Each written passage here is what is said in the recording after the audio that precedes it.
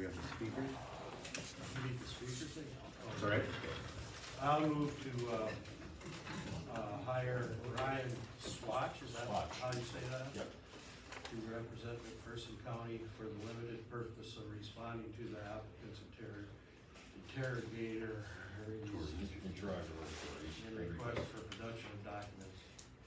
Okay, we have a motion on the floor, second? Second by Neil, motion made by Jeff, any other questions? All in favor say aye. Aye. All opposed, motion carried.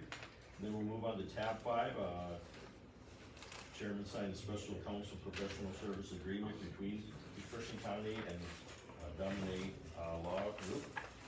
Tab 5.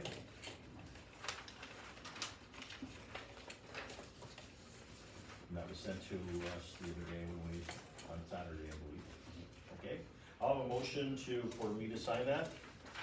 I'll make a motion. Made a motion by Mike, second. Second. Second by Jeff. Any other questions? All in favor say aye. Aye. All opposed, motion carried. Am I the client signature?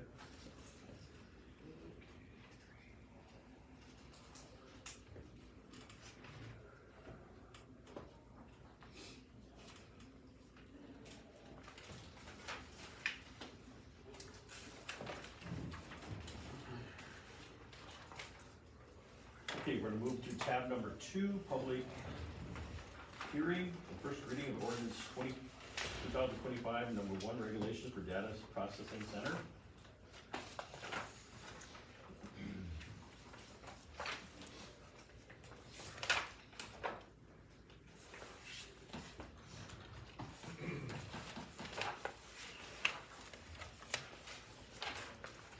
The first stapled sheet is Austin's notes, and then the second stapled is the published ordinance. Yeah. Okay.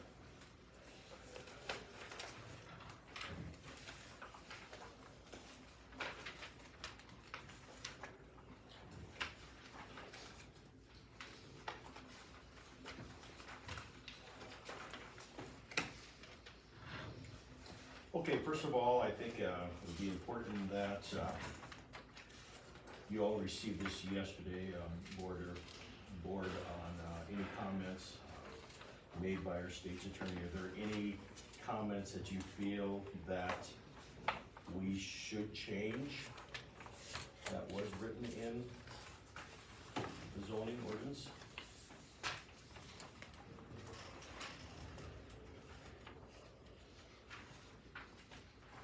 I don't have any pages on here, but it would have been like 38, 39 at the top.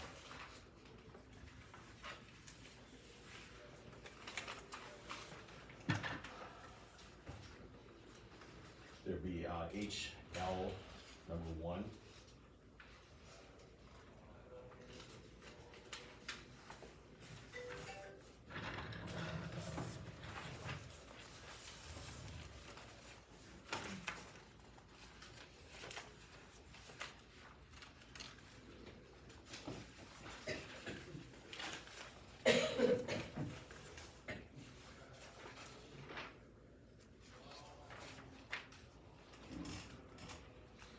HL3 would be changing it, we've been changing it from the mile that was originally in the ordinance, and there's HL4, which deals with retiring the bond, with the funds. What's on the It's sheet? right here.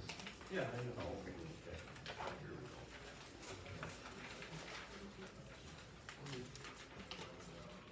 And that would be it. So we You don't have have that? Yeah, I got HL that. 1, 2, 3, and 4.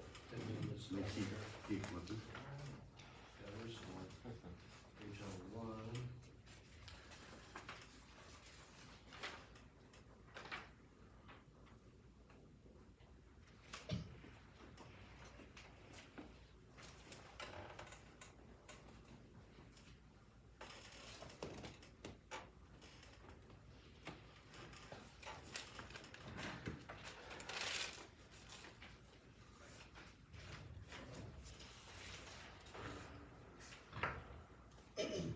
All I'd ask is if there is anything that we want to X out, that we would vote on at the end of the day when we do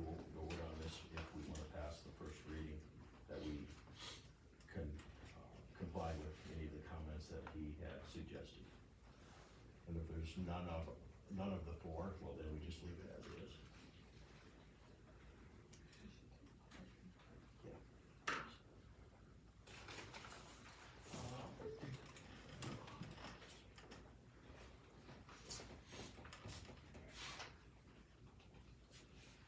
Mike, were you wanting to speak on this particular ed? Yeah, Mike Locke, McPherson County. I noticed you mentioned something about bonding. Correct. Okay, is it changed since the one that I downloaded this morning? It's, the county would probably require a bond for the building, okay? But the bond is only covered, according to this, only the county property and right of way. If I could be the devil's advocate, what if the unit burned down? The owner said, the hell with it, I'm going back to wherever. Who's stuck for that cleanup? Because that building is not on county property. Okay, it's my understanding, if, on 53309, if we get rid of lines 3, I don't know how that's spelled. Basic. If you get rid of, if you leave 1 and 2 and get rid of everything else, I have line 2. This leaves in there that the county would retain all legal remedies if abandoned and not deconditioned property. We can either then put the liability on the landowner or deem it a nuisance and go that route. So my understanding is if it's not cleaned up by the company, the landowner is actually responsible for it. It's his land. Well, it's leased land, it's not, Well, yeah. that's I mean, good. I'm just saying, Yeah, this I is, hear it's you, kind of but- a gray area there. Basically, what was suggested to is, as this, I'm just gonna read this Okay. off so everybody understands. A few things to think about. Why are we requiring a bond to ensure that the county would have funds for decommission if we were also holding the landowner liable for decommissioning if the data center owner operator doesn't do it. As this is written, we are really putting a liability on the county to decommission a data center. If the data center owner has to put down a bond payable to the county, if the data center owner abandons it, then the data center owner knows that they can just walk away from it, the bond will be paid to the county, and the county will be responsible for decommissioning it. While the intent there is good, if I was the owner of the data center, why wouldn't I just walk away from it and let the county figure it out? So that's our suggestion from our state's attorney to X all this thing. That's an explanation of this. Understandable to everybody?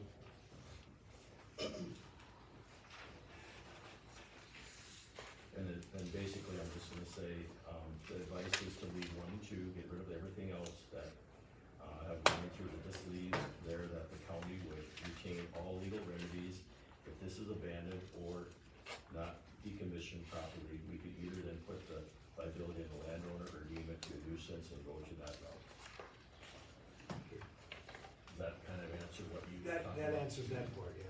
Okay, all right, go ahead. Okay, I emailed you guys, email last week, I don't think that we've covered ourselves enough. I think that should be some studies that are required by the data center, owner. I can read them off if you have the email. Go ahead. Environmental impact study, energy consumption study, water usage study, carbon footprint study, heat and air quality impact study, noise impact, economic impact, public health and safety study, EMF exposure study and emergency response study, and a community impact study. And the study on tax revenue, I mean, what's it gonna do to our tax? So, I guess that would be some of the concerns that maybe should be written into that ordinance, I mean, or, you know, like it's been said in numerous meetings, we don't know what we don't know. I think Wayne is pretty good, statement there is, I don't think we're ready to end the moratorium on this project here, so. So those questions that you have, would that be something that could be, considered before a conditional use permit would be granted? Sure. Yes. That would be kinda beside the ordinance. You know, there's a few of them that probably we have no say in, you know, the power consumption thing. That's beyond us, I mean, that's the PUC's deal.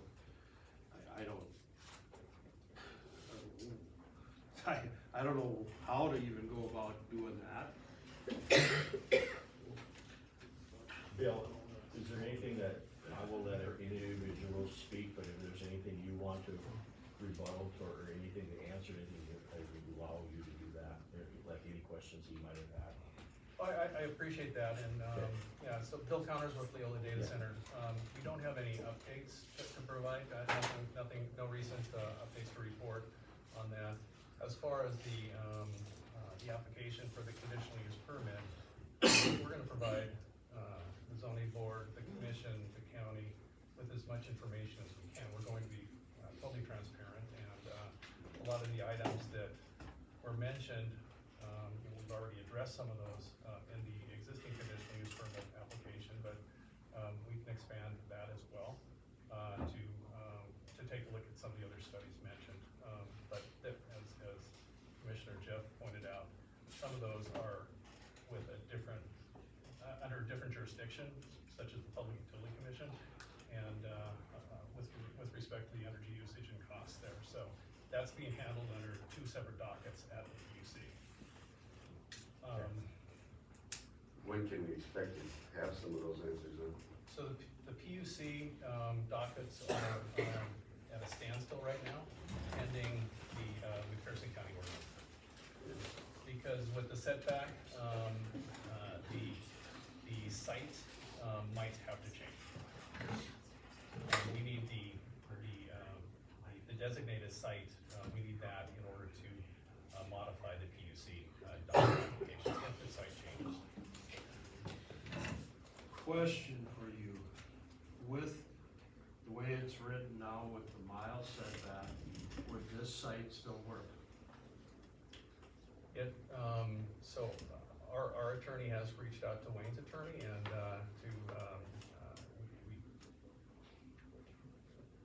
Wayne's dwelling is within a mile, within the mile. Right. Yeah. So, we haven't resolved anything, but we are talking. Okay, and that's, I mean, that's always an option, if you can sign a waiver, if you can work things out, that's always an option. I personally, I've had people talk to me or express their concerns, I really haven't responded. That some say the mile's too far, some say it's not enough. I would like to keep it at a mile because we're consistent on everything we do. So that's my thing.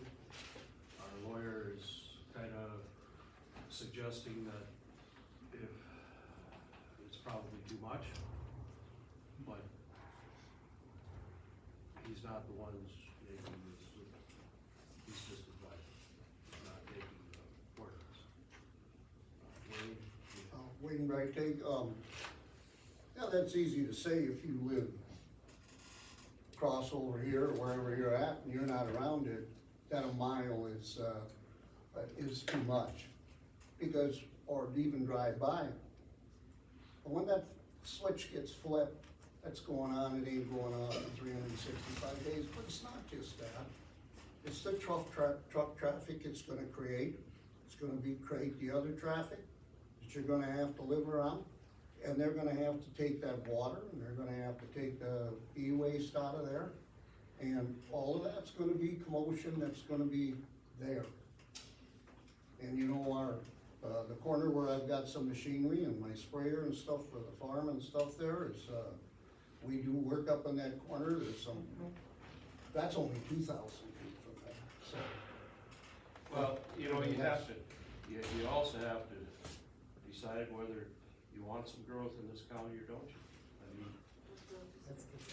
I mean, some people don't, and that's all right, but some people do. So we gotta kind of balance that here. With that said, we kind of mentioned last time, but Bill, can you, enlighten us as far as the revenue? I think you talked about that last month. What was that, a year? So on the property taxes, it would be roughly $50,000 per year. And then we had also said that we would commit to funding, help the county fund some emergency response personnel, equipment on an annual basis. And we did not mention an amount last time. So is that, excuse me, is that 50,000 for the county or is that for the schools and the county? It's the 50,000 is the overall property taxes that from the centrally assessed substation and the locally assessed real property. So roughly 30% of that is what the county's gonna get. It's about 200,000 goes to the school then? No, No, No. 50,000, No. and what we were looking at, also providing on an annual basis was $150,000 to the county for emergency response, equipment, et cetera, per year. And the life expectancy, do you know that? I mean, is it- So, the lease with the DRADS is a 10-year lease with 3 5-year extension options. Okay, so 25. 25 years, yeah. Okay. My other question and to address is, when you were talking about knocking out 1 and 2 here, I guess my question to the county commission would be, why would you, when we were just visiting about, what was the number here? We were keeping 1 and 2. Right. We were keeping 1 and 2. Keeping 1 and 2 and And then then- taking the rest out? Correct, yes. But it was putting the county in charge of taking everything, taking care of everything if it wasn't cleaned up. Am I correct, Mark? That's the way I You understand were, what you're doing by taking the other, articles out were, From what I understand, is that if they have a bond, you pay the money and then you can go, which without it, I don't know, I don't know. Like any other property owner. Yeah, but it seems like it would put in the county commission and you guys in an area where you'd have to police that thing down the road and deal with that thing down the road, where the other way you wouldn't have to deal with it because it already put the, pressure on the landowner, whether he's leasing it or whatever, it says owner.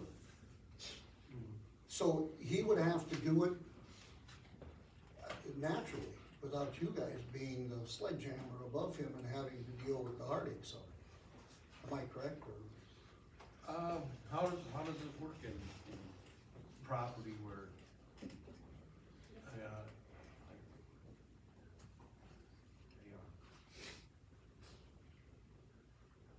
I think it's something that could cause you some grief down the road. well, I just think of in North Dakota, at time I have some people that go up there and clean that up, whatever. And like you said, we don't know that, I mean, we don't know, I'll be honest with you. Well, none of us do. Hindsight's always 100. You know, it's looking at this thing down the road 5 years, 8 years, or whatever, and what it's gonna create. We don't have those answers for anything. I made some comparisons here. have you got a minute to talk here? Tim, are you I'm here? gonna put you on speaker, we have Tim. some questions about, taking the position, not doing the bonds and stuff. We have some questions from the public that we can't quite answer, so I'm gonna get your team, okay? I'll put you on speaker. Okay, can you this, Austin?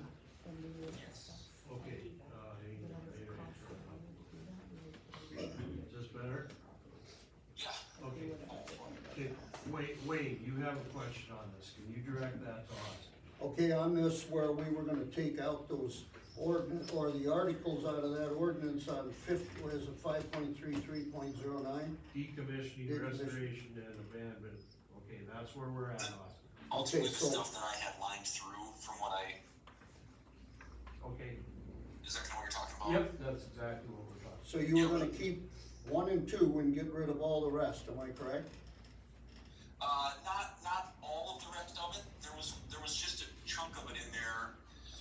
It was that down to if the dealing bond, with, guarantee, insurance, middle of the page. Having the bond portion of it, there would still be some at the end that would, and I apologize, I don't have it in front of me right now, but there would still be some at the end that would be left as well, ultimately saying like, if I remember correctly, what would be considered abandonment, and putting the liability on the landowner if it were to be abandoned. Okay, just run us through how that would look with taking the stuff out that you took out, if You don't have a it bond. needs, if we don't have the bonds and it needs to be decommissioned, how does that look? Well, who's responsible for what, and what responsibilities do the county have? Because if there's no bond, there's really no money there for us to do it, right? So what would we have to do? So in that case, then it would be the way it, with what I got marked through. Okay, let's start with how it would be with the bond. If there was that bond, that they have to put forward, then technically the county is really agreeing to decommission that, because there's nothing stopping the owner of the data center from just walking away from it, because that bond is there to take care of it. So then that liability really falls on the county to use that bond to decommission it. If that bond is not there, and that portion remains in there that, if it's abandoned, the liability falls on the landowner to decommission it. So in that case, it's up to the landowner. They would then need to decommission that data center. If the landowner would not do that, the county could then deem it a nuisance, which that's all in statute. We already have the right to do that. That doesn't need to be in an ordinance. And it also is would remain in there that the county retains all legal rights. It's the last little portion of one of those subsections. I can't remember exactly what it is, but the county would obtain all legal rights. One of those legal rights would be to deem it a nuisance. And then yes, I mean, worst case scenario, the county would go in and decommission it. But then whatever that cost is can be abated through the landowner's property taxes. If they wouldn't do it, the county can then ultimately take a tax deed to the landowner's property and sell it to recoup that cost. However, under that situation, what we're not doing is claiming liability to decommission on the front end. Under a bond, the county would really be claiming liability to decommission it on the front end. This way it would fall onto, first of all, it falls onto the data center owner. If they wouldn't, then liability falls onto the landowner. And if the landowner wouldn't, then the county can deem it a nuisance and abate it through taxes. The same way if a home would be deemed a nuisance and the county has to go in and clean it up. For example, that really is more or less what happened with Jimmy Colb's property in Long Lake.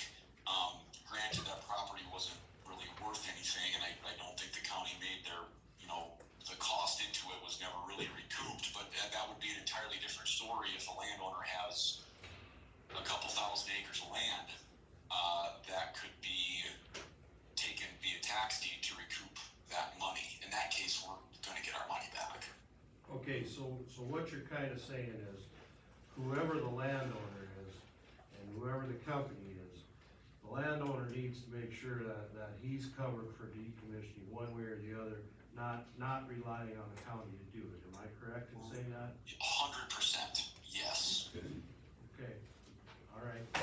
Any other questions for Austin? I think that, and I know Austin, you don't have this in front of you, but it pertains to HL2 with, electricity. But you also, it requires that there's adequate capacities of electricity. Can you talk a little bit louder? I'm having a hard time hearing you. It pertains to the bottom page of HL2 with the utility, you Xed out off-grid systems shall be exempt from these requirements. Right. Okay. Basically what this says is that there is, procedures in place. Oh, if I got rid of, if it's an off-grid system, it should, if I lined through that, that was a mistake on my part. If it's an off-grid system, they should not have to provide proof that a utility carrier or the PUC has given them a permit. Okay. Because they won't need one. Okay. All right. And the other two pertain to this. So this stuff all stays in. On HL2? I guess so. And then, 3 and 1 kind of go together as far as the setback. Okay. Right, whatever, I mean, if you guys change that setback under the, the one that's first, it should be changed in the second part where it talks about anything within that setback as well. Right. Yep. Okay. We haven't tackled that yet. Okay, well, I'll have my phone on me, if you guys have any more questions, feel free to call, that's fine. Sounds good. All right, thank you. Okay, we have, Tim Lippert. Am I saying that correctly? Yes, I'll defer till till your residents testify. Okay, I'll okay. defer Uh, to first. They have the term to testify. Getting back to the last question, let's just finish that up, our thoughts on that, as far as having a bond or not having a bond. I think I'm okay with taking that out and not having a bond and putting it more on the landowner, because they're the ones that are working with this company, and they need to get their ducks in a row and not put it on the county, because if we go ahead and require the bond, then it's on us. That's my thoughts. What are you guys' thoughts? Agree. Go ahead. Hey, Bill. Yep. Great. I just wanted to point out that the lease agreement with the DRADs does have a reclamation removal provision in there. Okay, and that's between you and them, That's correct? between the data center and the DRADs, correct? Okay, And that would pertain to what we were talking about. Correct. And there would probably be no need for a bond, according, from your side in? well, that's between them. I know, but I mean, we wouldn't. We would. Party, okay. Yeah. All right. Yep.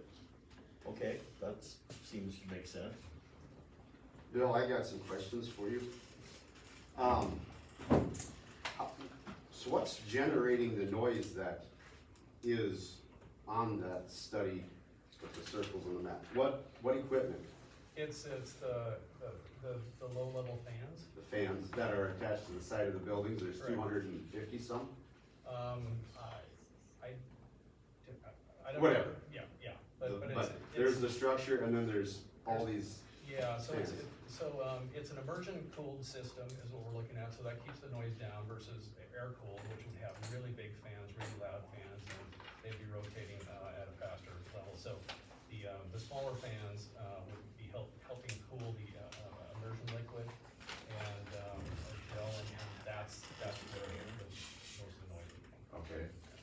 Are you doing AI work here, or what is going on in the, so This- no AI work? This would be a Bitcoin operation. It is a Bitcoin? Yep. Okay.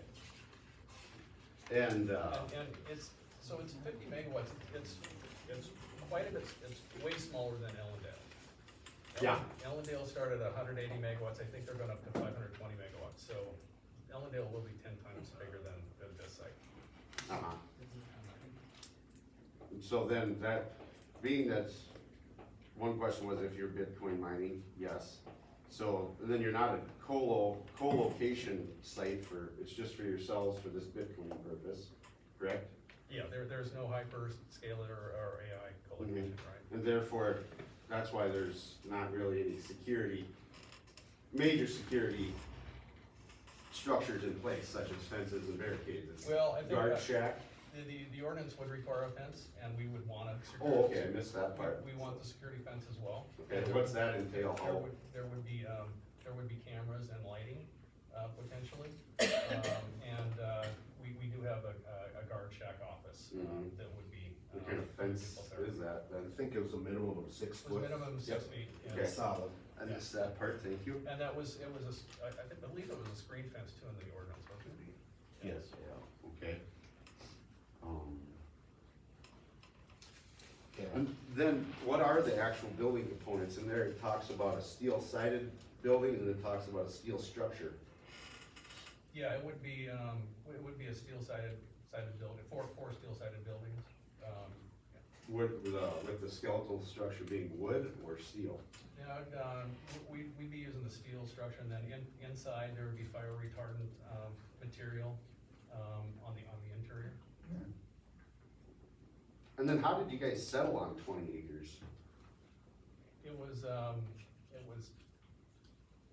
We wanted to make sure that we had enough land for potential setback issues on the physical side, let alone the setback for the schools, churches, and dwellings, so.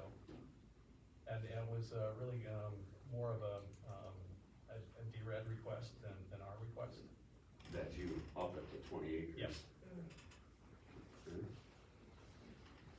And we don't expect to use all 20 acres, other than maybe, more physical And you've setback. kinda said that when people ask, Yeah.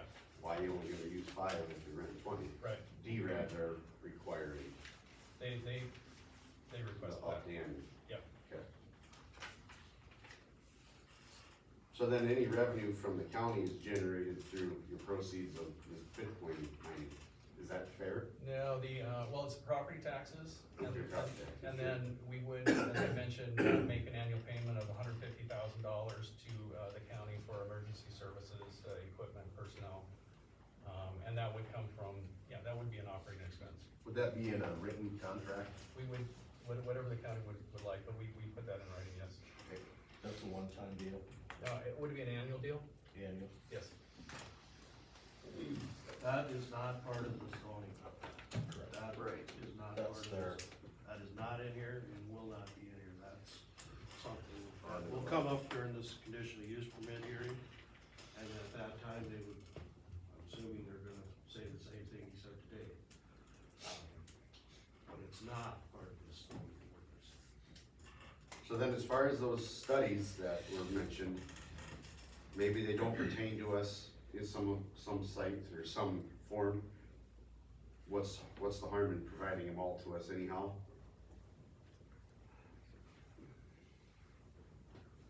I'm sorry, what studies? Well, the studies that Mike, referenced earlier, there was 12 of them. Yeah, and I don't recall all the studies. And that's fine. Yeah, but, we'll- Generalities, yeah, you did comment and say that some of them pertain more to the PUC. to the PUC and. What's wrong with providing all that information to us when No, it's, we offer to provide the redacted energy services agreement. Okay. That the PUC has, between the data center and MDU. okay, So, yeah, we can provide that, and then the PUC dockets, there are 2 dockets. One filed by MDU, one filed by Leola Data Center. Most of that information is publicly available, but Still there. we can download all the information there and provide it to the commission and the Okay. zoning board. So Mike, would you suggest that we have those questions and also answer prior to having a first reading? I kinda would, yeah, I'd like to see that as soon as possible. Please.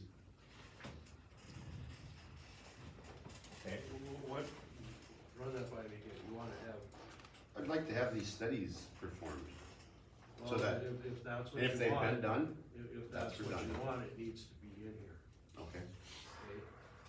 It needs to be in the zoning ordinance. correct. Because That's why we have to- that's- Otherwise, we could still, during the conditional use here, we can still, well, have you done any of these studies? It's not demanding that it's done, but it goes a long ways to saying, well, good, you did the study, and we appreciate that, and that all goes towards granting the permit. My question is, do we wanna put them in here?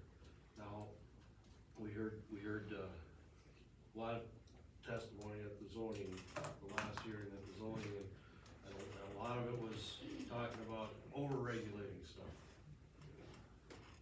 And here we're talking about under-regulating stuff. How far do we wanna go? I mean, if you want this county to be a county where there's gonna be no new growth, and it's gonna be all ag, well, I'm good with all ag, but, I mean, there's other stuff out there in the world too. My suggestion is, we go through this, the way it's written here. If we wanna change something in it, we change it today. If we don't wanna change it, we leave it, we'll have our other hearing, we'll adopt it. I would suggest that this county move forward, allow one conditional use permit for a data center. It's not a data center. What? It's not a data center, it's a not a data Bitcoin center. mining We facility. got it.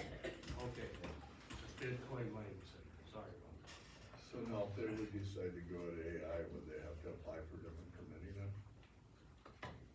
Yes, because it's something beyond what they apply for. And I don't know anything about that. I hear, we've heard this, that, they leased, 20 acres, and I've been on this before, so you guys know that, but what is there for insurance for us that says that they're only gonna use 4 acres? How do we know, like Ellendale, all of a sudden that started out as a small deal, and this gentleman here will be speaking, so you'll know, and then all of a sudden they're back, and then all of a sudden, now that's 520 megawatt deal, and a monster. There's 20 acres out there.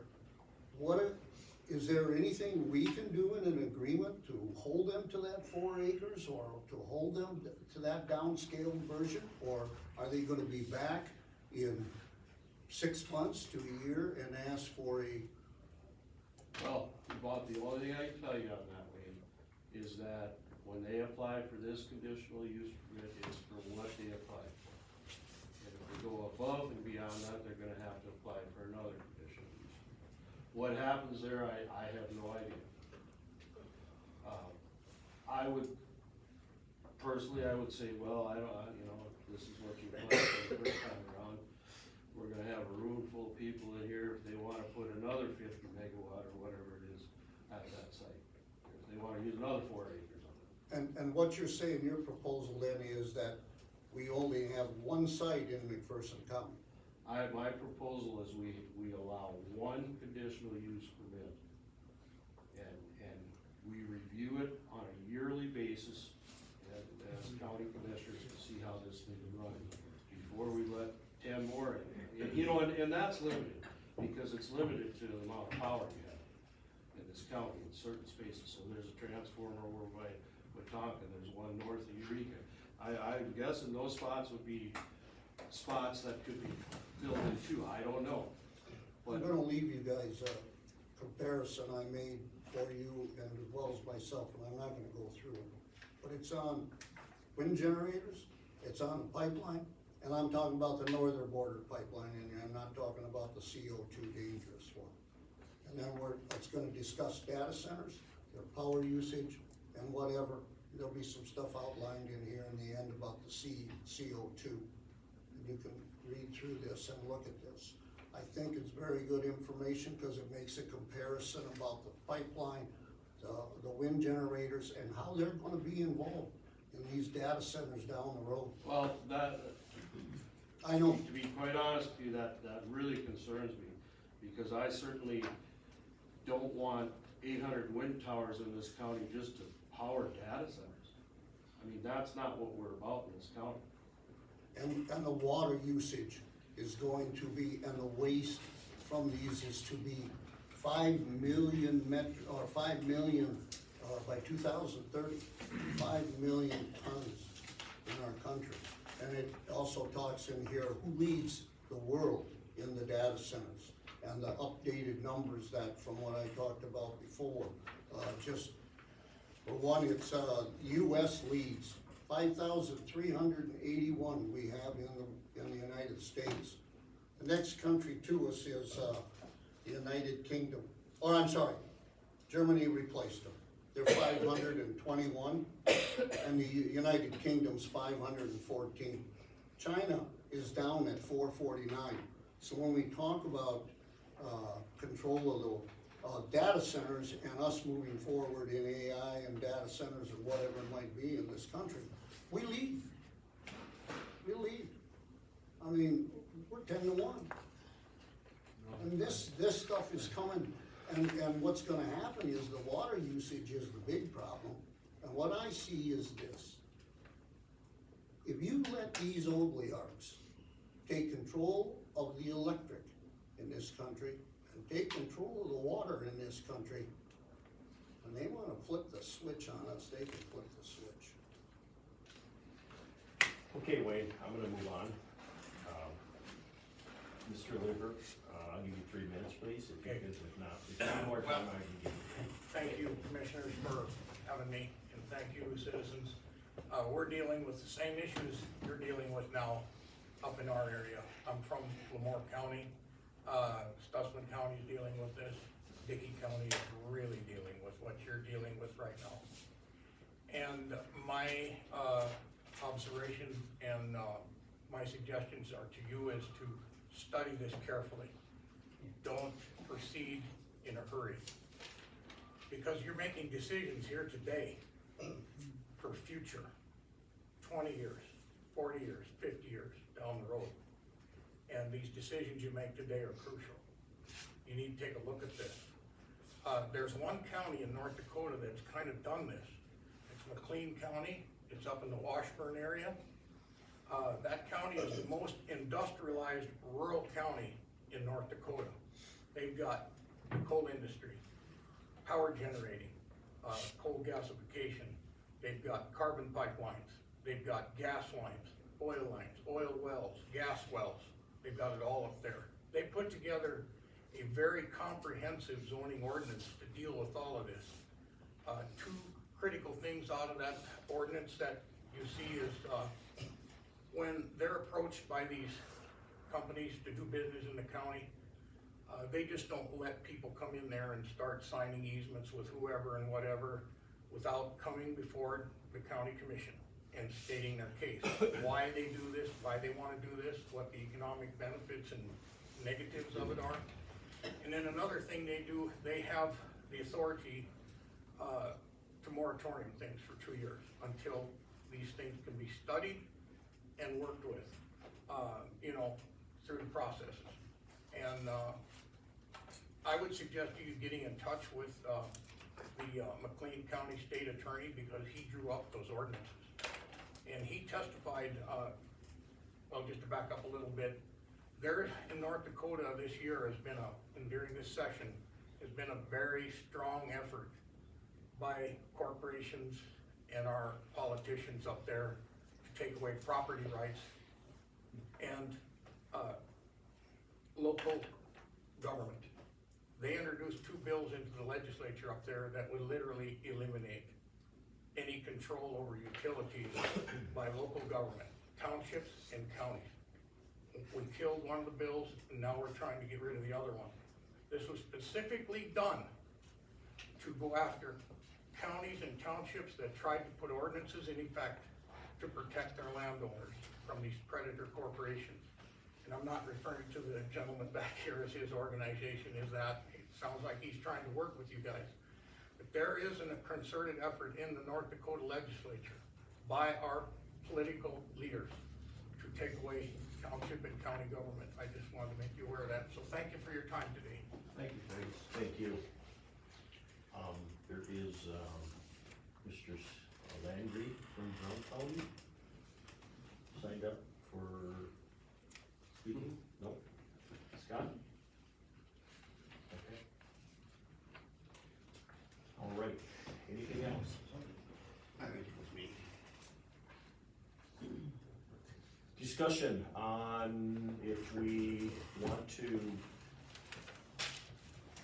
table this or go on with the first reading as is with a few things here and there? Jeff? Working on this thing for a while. I'm good with the way it reads. Okay. But that being said, I still would like to see us only allow one conditional use permit. Take it slow. There's a lot. On an annual basis, is that what you're getting at? Well, one for now, review it in a year, you know, after a year, we're seeing a few issues or something that's not right, let's keep the moratorium on it. You know, and then maybe only allow one at a time. Well, I don't want 10 of these things coming in, we don't know enough about them, but I'm not saying I'm gonna shut them out either. Is this in here? So annual? Nope, that has nothing to do with the ordinance, that would be something that the county commissioners would have to make a motion to. So it'd almost be like if we would approve the conditional use permit for this one, we put a moratorium on any other ones. For Yes, yeah. we would just make a motion to allow only one conditional use permit for now, Be reviewed in like a year. to review after a year from the startup date. And if things are going good, and we feel like we wanna, you know, we might allow another one in, then we could, you know, change it at that time.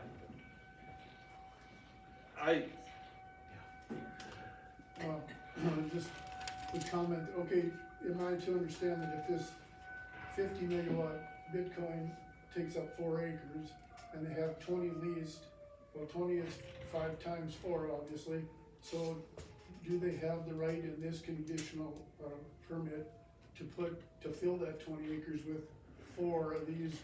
And then that would make the noise 5 times as much as what we currently have with 1 at 4 acres. Is that how I understand that? No. or not? No, they would need another conditional use permit to add anything more, and if that's an issue, we wouldn't grant a conditional use permit.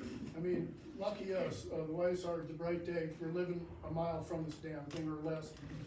We've got 4 families out there working on the land. We've got 3,200 head of cattle that we take care of every day.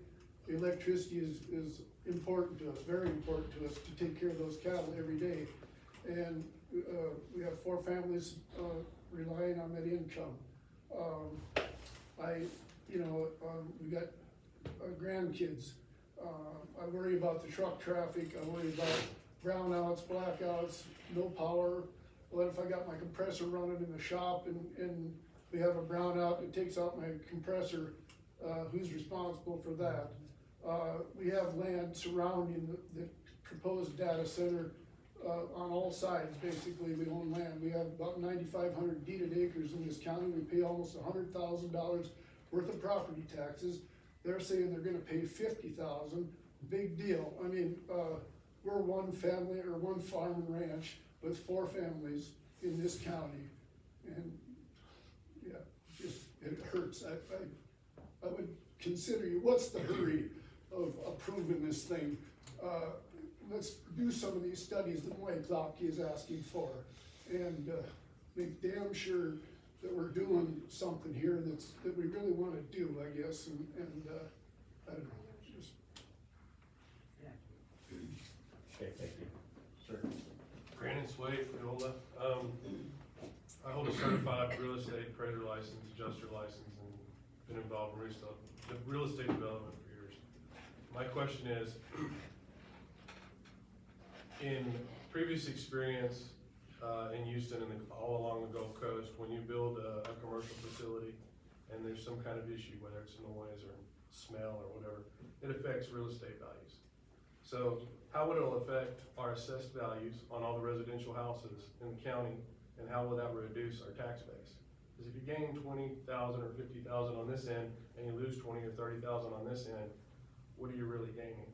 And if we get these studies done that everyone keeps talking about, it'll alleviate all these questions. Everyone can either be at ease or, hey, this is an issue, this is a problem, and we'll all be educated from it. Thank you. I know you 5 commissioners you got full-time jobs too, and you don't need to spend time after time on issues like this, and we so appreciate that, but, I mean, yes, the gentleman made a good point. What's gonna happen to the Weissar's land value and the Brightag's land value, and whoever neighbors up against this thing? The wall land value, I mean, they're right across the road from it, and so then, okay, then reassess our valuation of our land and lower our taxes, then I guess if it's gonna reduce our property value because of this main thing going in over here, and I guess that's all I would ask, is that you guys really consider that. I got one, Jerome Wall. They were considering putting a veterans VA home by the golf course right there. Now they canceled it because of the sound. They can't. That was recently? That was recently. We were calling Nathan on it. Hopson was working on it. But he said, They no, wanna they put won't. one on the northern. That would be income for Leola. That would be a business. So like A a veterans VA home, home. like a nursing home, basically? Yeah, basically, yeah. That's the first. They I've were heard of that. considering the northern part of the state. But he said now being this, they aren't even gonna consider it. Who are you talking with, or who was it? Nathan Hoffman, he's a Legion commander. Sir, did you wanna make a comment? I just wanted to give you this, what the gentleman was referring to, property values. This is an article taken out of the Wall Street Journal, dealing directly with that. I'll pass it through to you guys. You can keep it.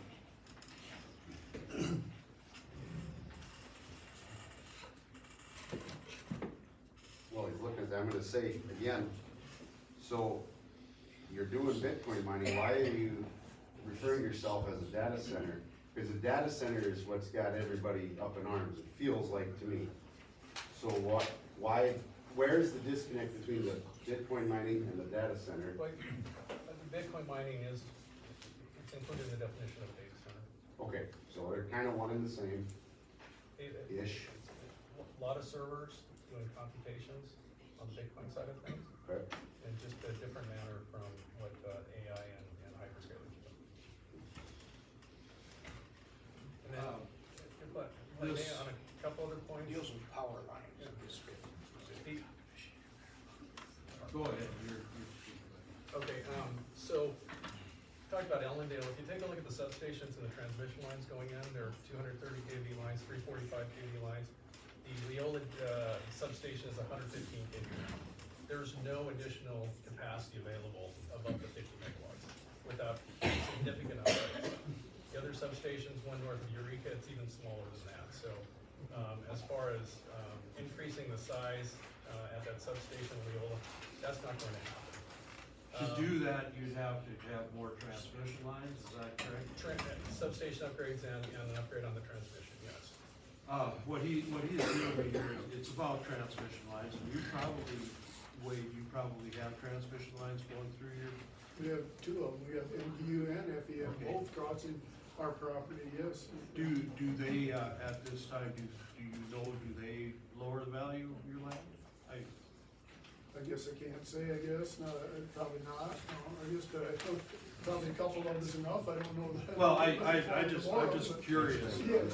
you know, because this particular center is not gonna put more transmission lines. I mean, what's there is what's there. Not to say that something else, here, this is. Jeff, then I would like a explanation then to the MISO report that I've been talking about, where MDU approved and the PUC approved them to bring in 2 more kilovolts at a tune of 3.6 million to this. And their statement at the bottom of that report was that they would have room for a lot more power to come in here, On the lines that are here? on the lines that are here. So I don't understand where, and there again, that's like Mike's deal, let's, let's study it and But, find you out. know, that gets me back to my point, if we're gonna do this at all, let's start it on a small project, see how that goes. If after this small project goes in and we just absolutely don't like it, we'll just, I don't know if we can legally stop them from coming in, but, That's the only catch, yeah. you know. I get it. Otherwise, are we sitting here for, we don't want any growth in this county, are we sitting here for no reason right now?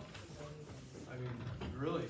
And you said you were okay with just ag growth, I mean, I don't know. Well, then, you know, Who's got- put in a 20,000 head feedlot. If I may, Brandon Swift again from Iowa. I think there's smart and correct growth. I moved here from Houston, Texas, in a community that went downhill from lack of management and letting corporations and industry kind of take over the community. I did not move here to raise my children around data centers and heavy industrial stuff. I volunteered my time in Leola, and some of the community members can vouch for this. I have extensive experience in business development, real estate development, digital marketing, and a host of things.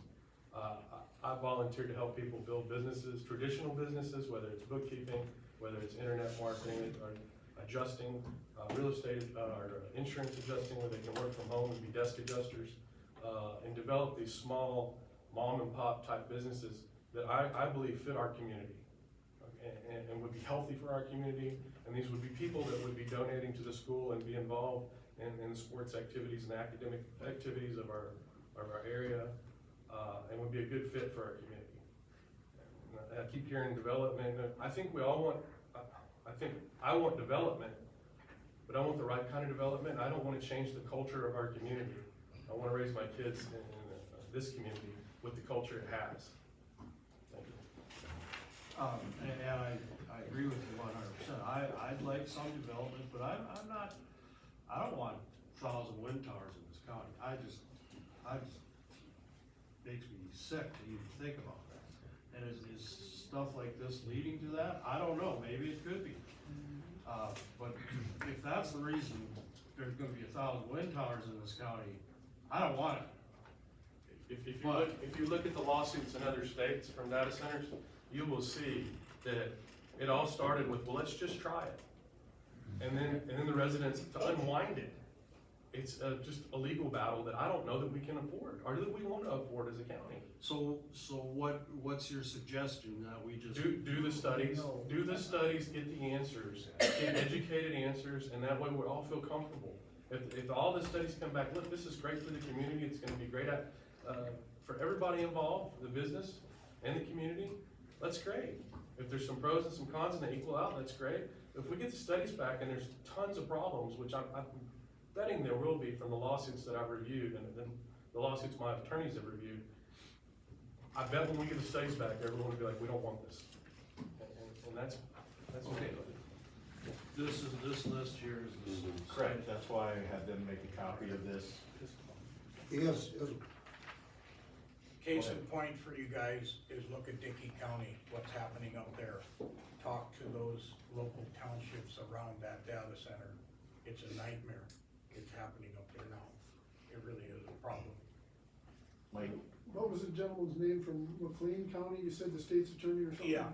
I mean, what would it hurt if we visited with that Well, gentleman and? Yeah, I don't have his name, but you could, I'm sure, get it. State's Attorney McLean? Yes, it's Yeah, I have McLean McLean. County, yeah. All right, Mike, I'll give you 1 second here. Sure. Go ahead. Well, I just wanted to, I know a little bit about the Aldale one. It started out as 120 megawatt.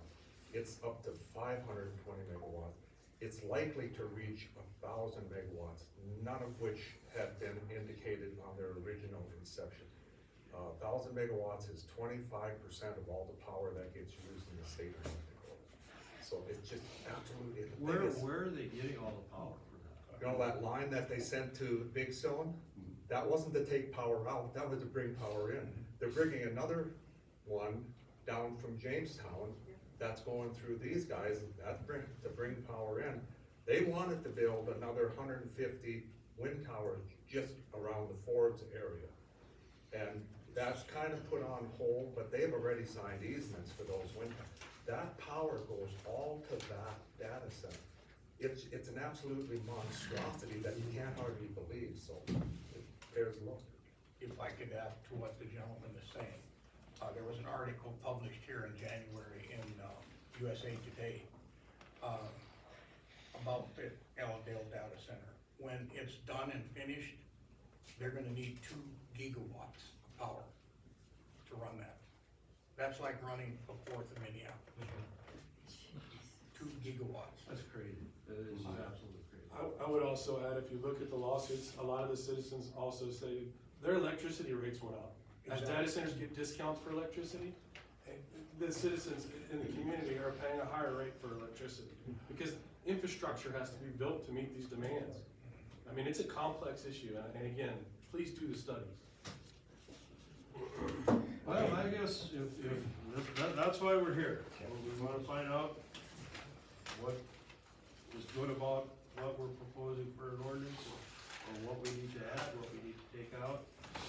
I mean, if we wanna include these studies in the ordinance, that's up to this board right here. I make a motion to add the studies to the ordinance. Okay. Do we have a second? I second. Okay, second, we have a second discussion. If we add these, do we still wanna table the ordinance till next meeting, just to Well, ask questions? here's how it goes. We can add this in to this ordinance, okay, at this meeting. We are not approving this today. This is the public hearing. But we were gonna have the first reading. That is the first, this is the Right, first but reading. we're But having we motion can to- still add stuff to it. We can take stuff out of it right today. Correct. Once we finish this meeting today, we'll rewrite it, put in there what we want at our next meeting, which doesn't necessarily have to be a public meeting, I believe. But in my mind, it still needs to be. Correct. I agree. At that time, we will either approve it or send it back to the zoning board. Because it can't be changed at the second It reading. can't be, if we change it try to change it at the second one, Then it has to starts go the back whole to the process zoning over. board and kind of start the procedure all over. Question, Jeff, from the first reading to the second reading, is there a time frame that it has to be done? Or could we move it out to the June meeting for the second? Well, it has to have so many, you have to advertise it, right, 2 weeks or. There's a minimum, but is there a maximum? I don't know about the maximum, I really don't.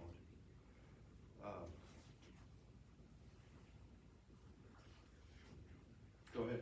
Can I ask you, when did you get those corrections from, when did you get the corrections from Austin? Because I didn't see them on the website.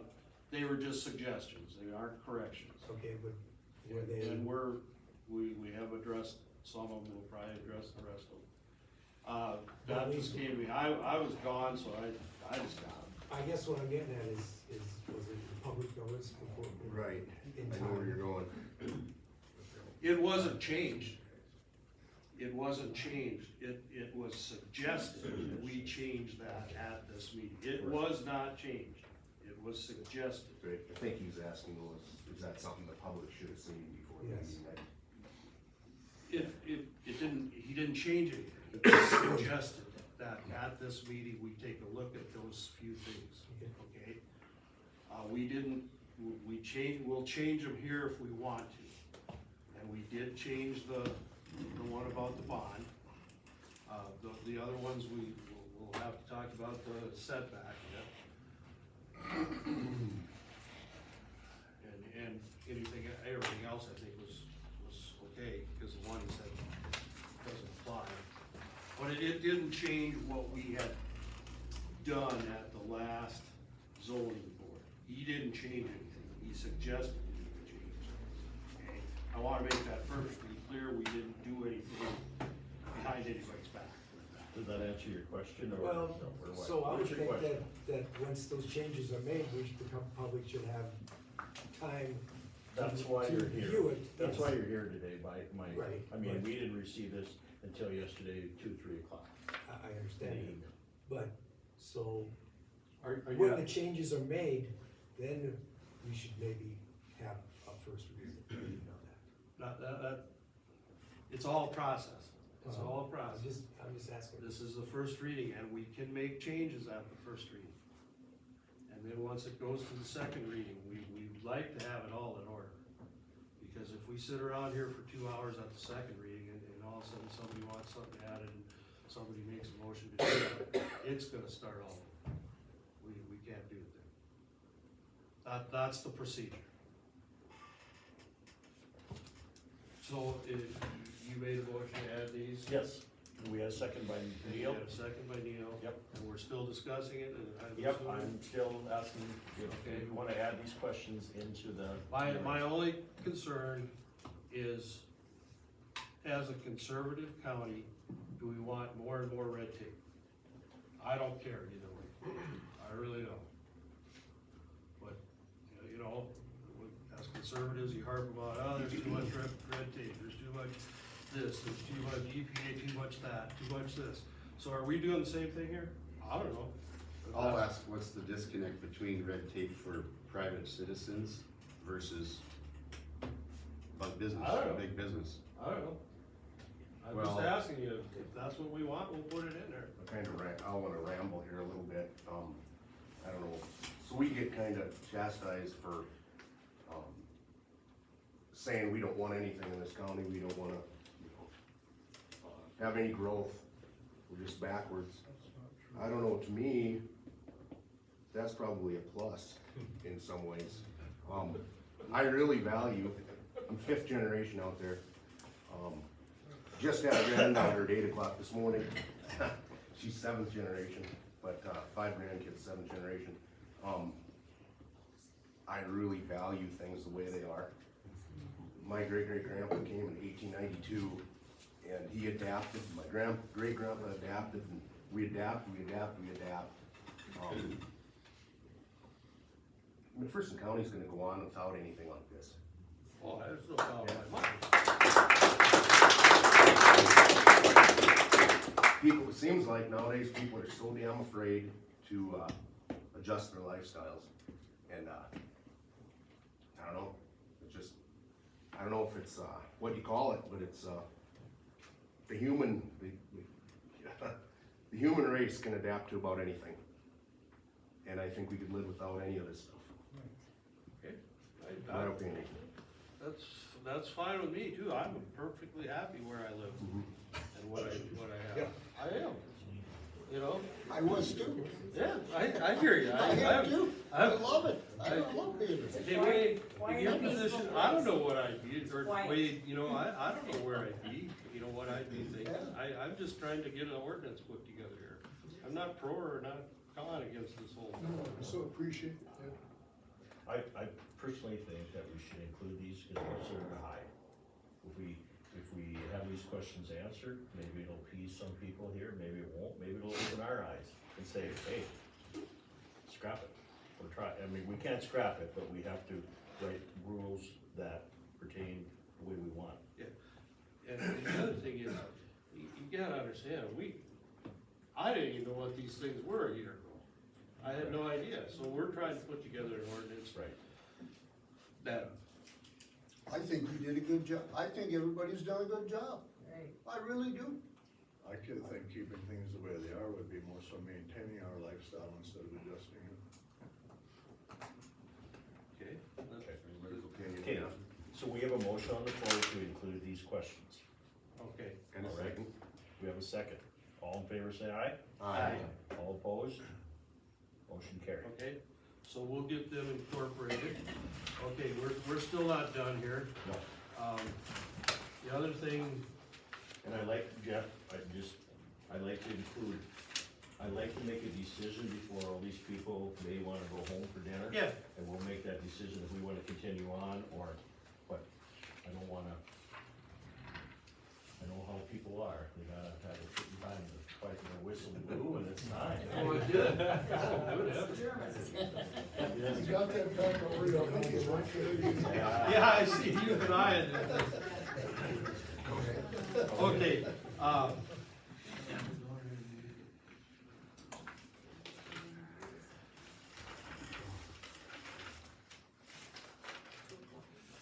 okay, that gets us down to the setback. That was a question that our attorney has been advising us, that he thinks that the setback is too far because of legalities, as far as we're basing it on decibels. I'm gonna be honest with you, pretty much based it on all our other ordinances as being consistent. We've got a mile for CAFOs, we've got a mile for wind towers, we've got a mile for pipelines. And I thought, why should this be any different? I've heard people say that mile's not far enough. I've heard people say that it should be a quarter mile. I just wanna know where you guys wanna be. Last night, we got home from a long trip. It was dark, and I went to mail some letters that had obviously been done for 3 weeks. And I'm outside, and it's one of those nights that's just calm, and you could hear everything. And I think I could have heard that thing from 5 miles away. So there's gonna be times where you're gonna really hear that thing. There's gonna be times you aren't gonna hear it much at all. But it's gonna be a noise. On our trip, we drove 6,000 miles, saw a lot of country, and I could see every time there was a data center, I could pick them out, because there's just all kinds of power lines going to it, there's big fans sticking out of the roof, and these were big ones.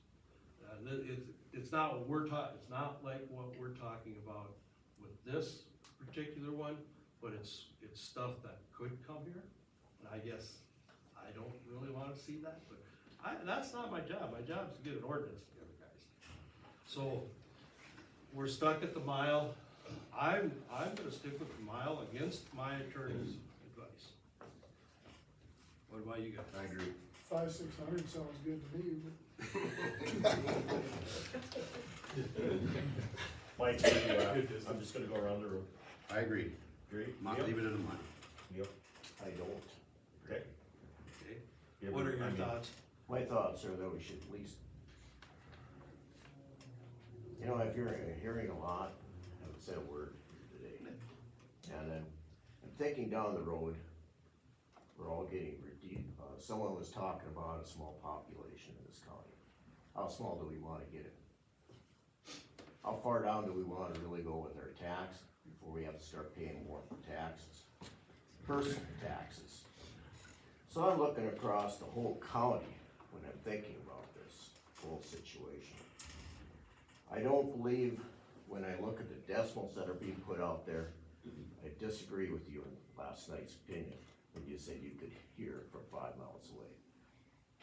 The way it sounds to me, and if I look at that report that you gave, decimal points for a mile are gonna be less than that ceiling fan running up there.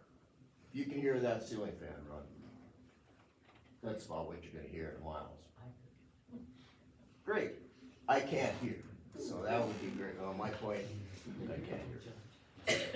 My personal feeling is a half a mile, but that's just me. Our taxes they're gonna increase. There's just no doubt about it in my mind. You guys tell me I'm blowing smoke, please say so. But I think every time you get your taxes, they aren't going down, they're always gonna be climbing up. We bought a $500,000 grader the other day, or a month ago. We gotta pay for that. Yeah, There's no, other I things hear down the you. line, I hear you. there's other things down the line. I think we don't wanna say, let's go all out on this thing. I agree with you there, one step at a time. That's why I voted for what Mike said, that we should have those ordinances checked out, find out what we wanna do there along the line. It's only my opinion. I think the mile's a little hard on the Bitcoin thing. I agree with everything else that you guys talking about, the mile setback here and there. Wind towers, so on and so forth, but this one here, I'm thinking we're a little harsh on it, but maybe we wanna think about it longer than today's meeting. But Well, that's only my opinion.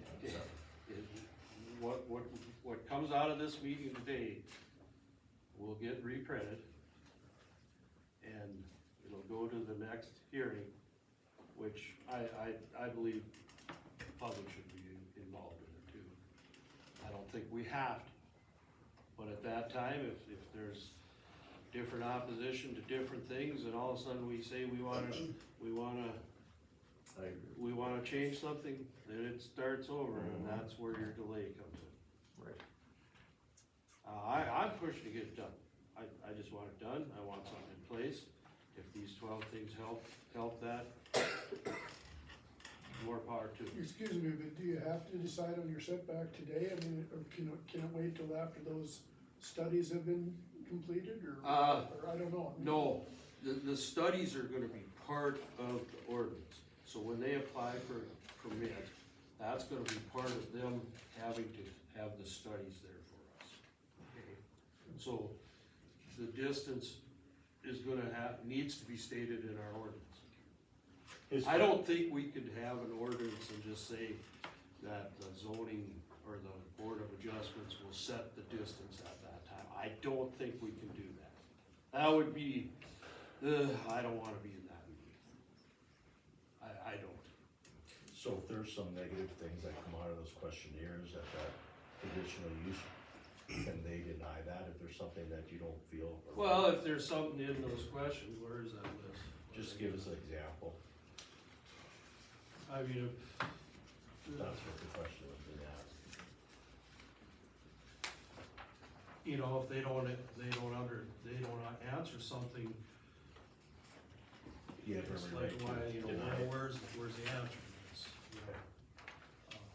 I think, you know, the mile setback is reasonable, and here's why. It's not just the data center that's coming there. It's the traffic that it's gonna create and all of the noise that's gonna create coming by.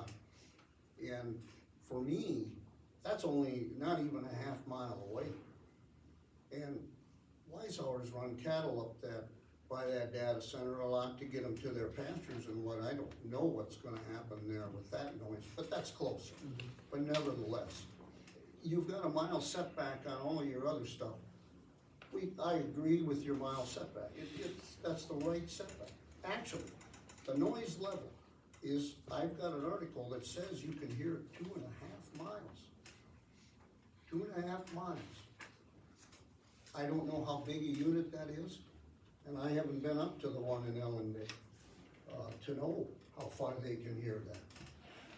And Neil, last night when I was outside and I said it, I think you could hear it from 5 miles away. I heard noise on Highway 10.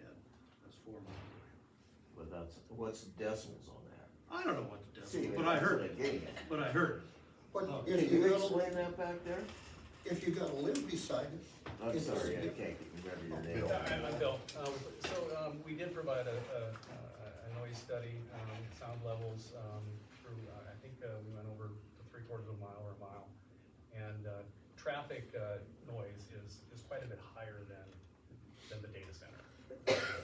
But it's not continuous, but it's twice as high as you'd see on the data center in certain areas, depending on what traffic it is. And if there's a southwest wind, you're gonna hear it more. If there's, you know, But- if there's a northwest wind, you probably, you know, But- maybe not as much. Yeah, the noise, a lot of the data center noise, articles that are around, that's with the air-cooled, centers, which are a lot more noisy. We're using immersion-based, which is a lot quieter. And, so you have to make sure you compare the right data centers. And, I believe Atlas is the data center that's up by Williston that's causing some issues. That's a 200 megawatt data center that's air-cooled. They were having a lot of issues. Noise issues, they were not compliant on some of the building. They were causing some issues on energy supply up there. And that's all well known. That's not comparable to what our data center is going to be. Is there a lot more fan noise when it's hot out and when it's really cold out? I'm not sure on that. What I've noticed with wind towers, we got those 120 wind towers north of us. The closest one probably comes within 1.75 miles of our yard. If it's really humid in the summertime, hot and humid, a south or a north wind, I gotta think about this, no, a south wind, we will hear them. It's absolute opposite of It's what you think. opposite. Well, And because of the it took me humidity. quite a while to figure out what the deal was. I have no idea if there's, the wind direction's different up above. But it's just a low level hum, almost like you know, equipment, and it's not annoying, it's just interesting. I hear it more when it is really hot and humid out in the summertime than any other time. You know, we talk about growth in the county, and we're an ag county, our comprehensive plan is we're an ag county. I would love to be sitting here with some big ag project coming in, but I'll guarantee you, if it's a 20,000 or 50,000 head feedlot, we're gonna have a room full of people here too. Because there's things that go along with that some people don't want. And you can drive through Kansas, you can drive through Texas, and you drive by the feedlots and they smell. Is that worse than the noise? I don't know, it bothers my wife a lot more than it bothers me. But, you know, there's issues with everything. I'd like to keep an open mind on this, but I'm still gonna say, I wanna, if we're gonna do this at all, I wanna do it slow. You know, and I want not to open the floodgate and let 10 of them in and have 1,000 wind towers because of it, you know, I don't want at all. Anything else on this, guys? I mean, are we good to send it? I mean, we've heard a lot of people talk that really I get the feeling you don't want it at all. And that's, you're right to say that. So if it's not air cooled, then it's water cooled or water mixed with glyphosate or whatever, so then web water, I mean, you talk to my cows about that, but they're standing at the tire tank waiting for water in the summer when it's 95 degrees out, and it can barely dribble out of there now. I suppose they're gonna rely on web. I don't imagine you're gonna sink wells down, for your water usage. And, web is very limited, our pasture taps are limited, we can't even ask for additional water for our cows. And, yes, I see that they're gonna build, and they've got pipeline laid now over by Selby and stuff, the big 42-inch pipes bringing more water from the Missouri River, which I don't know how much more the Missouri River can sustain, by the way, but yeah, I mean, water usage is important to us, and I'm sure the rest of you neighbors here and farmers and ranchers, but, yeah. That's the one thing that if you don't have, you're done. Exactly. Yeah, that's. Absolutely done. You can milk your pastures down, you can supplemental feed, but you can't have cattle without water, and so yes, we absolutely need water, that's precious to us, and so if these folks are gonna come in and use some, fine, but if I gotta suffer because of their usage, then I'm not for it either. I mean, it's pretty upsetting, but yeah, I guess.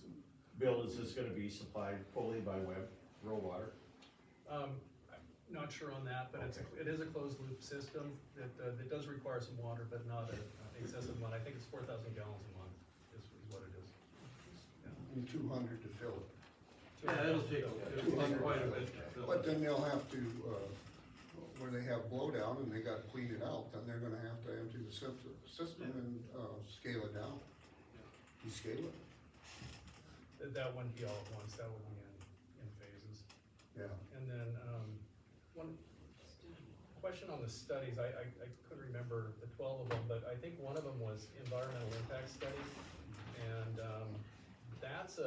that's a term used by the Environmental Protection Agency that it's a very expensive study, and it could take several years to perform, and it's usually when there's a project that touches federal land or federal resources. So I don't know if that's what the county wants under this one, but that could be a pretty big overreach if it's an environmental study without being an environmental impact statement as required by EPA, which I don't think this one wouldn't require that. So just wanted to make the commission aware that an EIS it's something that the EPA requires on a lot of federal touching projects. So are you refusing to do it? I'm not. If it's in part left in here? If it's an environmental impact study as required by the EPA, I guess it would be interesting to see what the EIS is defined as, because this really is, it's a definitional, phrase used in the EPA for certain projects. Not all projects. There's an environmental assessment that's required on some of the projects that don't go to the level of the EIS. And we're happy to provide an environmental study, but if it's an EIS, that's a whole different ballgame.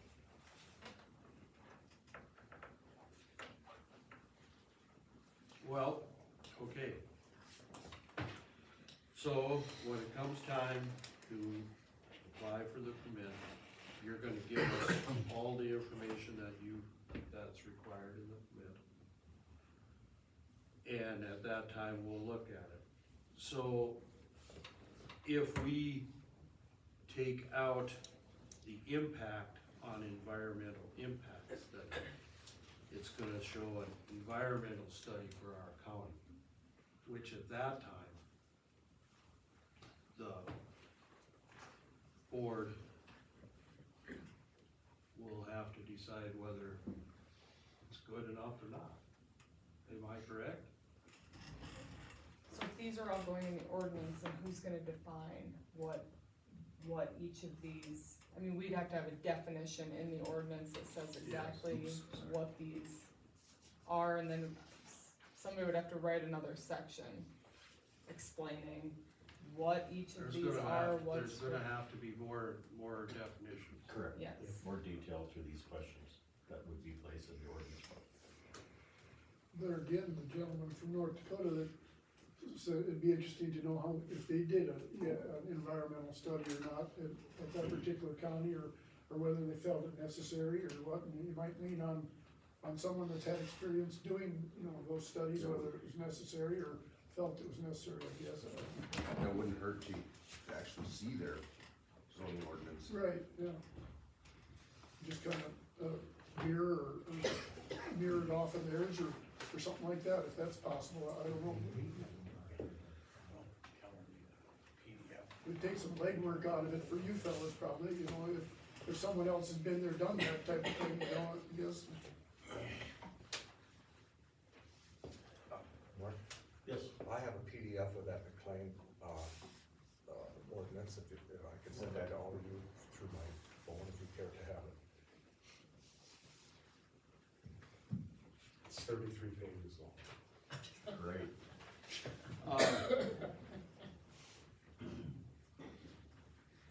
I can see that this opens up a whole new can of worms here. And I'm just wondering how we should handle it. A while back, Austin had actually suggested that we send it back to the zoning board, but he was talking mostly about the distance setback because of that. But I wonder if it isn't probably the right thing to do, is let it go forward to the second hearing. And at that time, if we wanna change something, then it'll go back. I don't know if what he suggested doing was legal in the procedure, that I don't know. I would see it more, and I don't like to table things, but give it another month and then come with the first reading with this in it. And if you want to have a zoning board meeting, discuss these things and get more depth detail to these things, I think, because if you don't, well, then we're gonna go a second and we're gonna just throw everything out. We already have the opportunity to pass it in a month or two. By hurrying it up, we could be slowing it down, basically. Correct. Yeah. I think there's a lot. I'm gonna call it and see Okay. how, it's clear and obvious to me that we're not ready to No. pass this thing. No. I wanna see what the best option is. I mean, I don't know if Austin is an expert on data centers, it's new to all of us. No, he's not. And so maybe we can lean on folks from North Dakota that have had experience,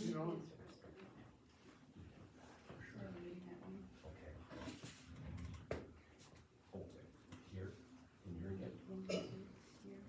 Here. No answer.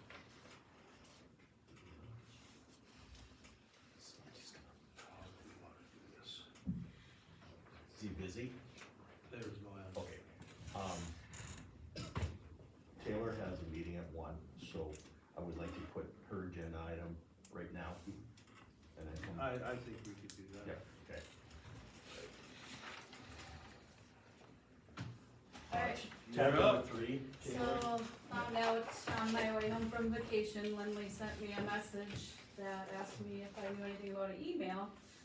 And I replied back, nope, but I feel like I have a feeling, the state threw it on us that they're not renewing our contract along with 9 other public health alliance sites due to, not providing enough services, direct services, which I can't code for a lot of direct services. I do a lot of indirect things in our county.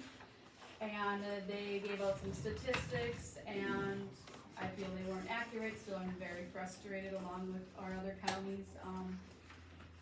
So we're going away with the WIC program, pregnancy care program, and everything that the state provided us. Which basically leaves me without my forever job. And we can't really proceed. I mean, we can come up with an agreement with you guys to come over here and do flu shot clinics if you want us to, or, do some education in the communities and things like that, but I can't function without a WIC program, pregnancy care program, and they say that the state is going to take over, so these clients will probably be seeing telemedicine, which is very frustrating.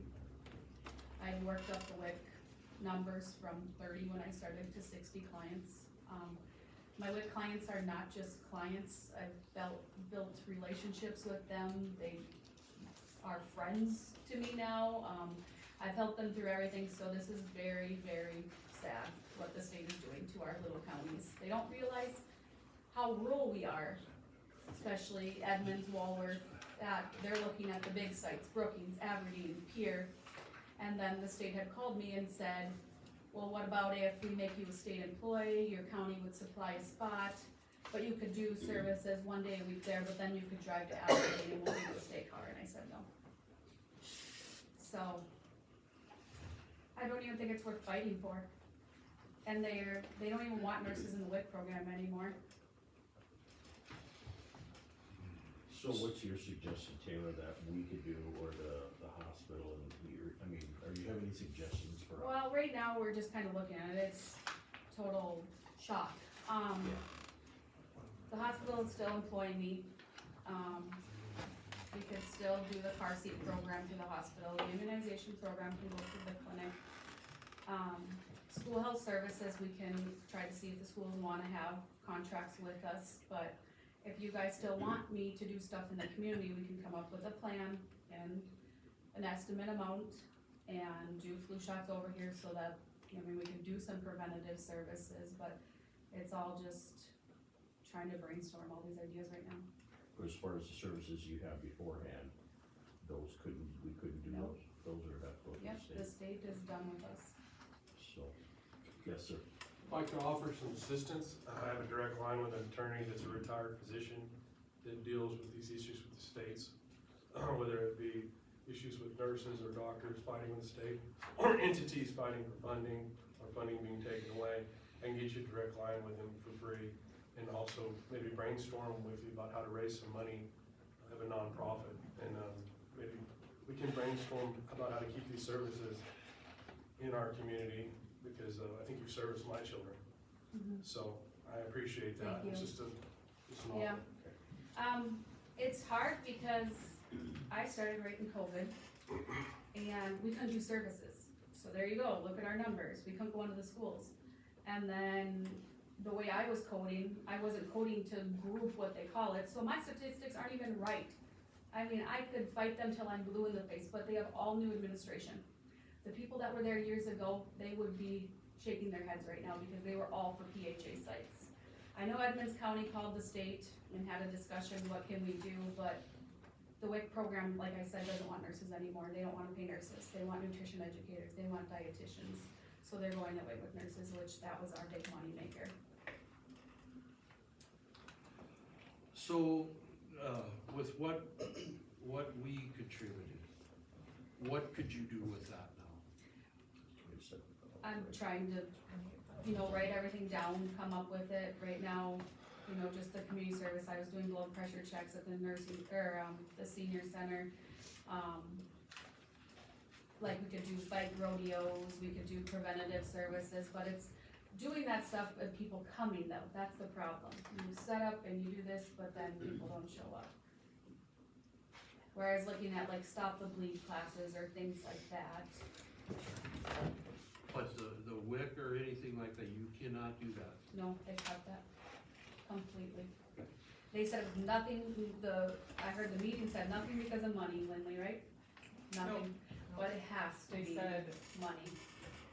they said that with the infrastructure that the Department of Health has put into place, they feel that they can take over the contract and do it more efficiently and cheaper, was the message. But we So can't they're even get saying- a nurse in Aberdeen. They're saying the PHA site, what they were contributing, what the state was contributing to that contract was more expensive than what they could cover the services with themselves.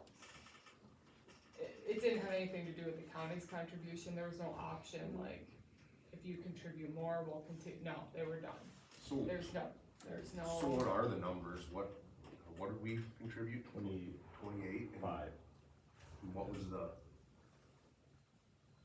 And so then they gave me like health services, immunization program, WIC, they gave me. We funded all those. Yeah, for the year. And when I first started, the numbers were just huge, like you couldn't even think about spending that much money. But then, new administration got in, they tightened all those numbers up, and then by the end of May, we were looking, scrounging for money. So.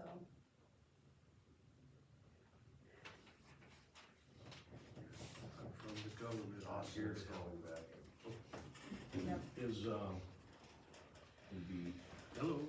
anything to have these representatives come out and have a meeting with the companies in the area? Cause they didn't even ask you to increase your numbers on anything, they just. They just cut us, and they didn't want any of our staff to know until the Thursday after the week after. One of the girls got in trouble because she listened to the call with her administrator. Yeah, the Zoom meeting was very last minute, I think it was like a Yeah, couple they- days before, yeah. is when I All got the good to invite, know. and it, Thanks for coming down, you guys. Thank you. Thank you for having us, appreciate Thank it. you, everybody. Thank you. Good luck. Appreciate it. So. I don't even think we can argue with them. So do you have any idea what kind of money they were actually, with all the programs and everything?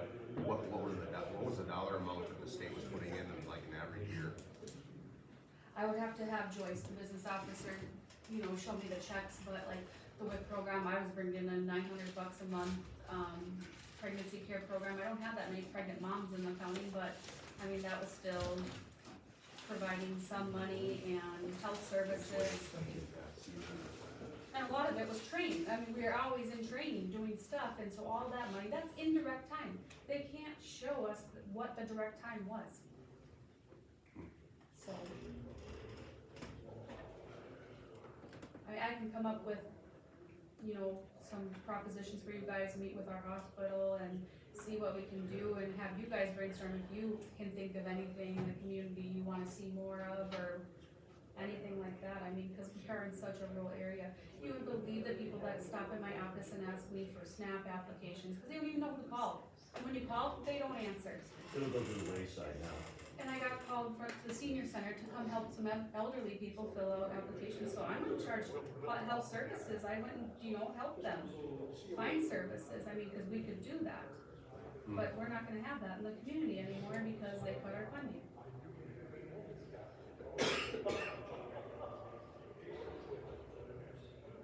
Well, is there anything that, you know this better than anybody, what suggests that we as a community can do, who we can talk to?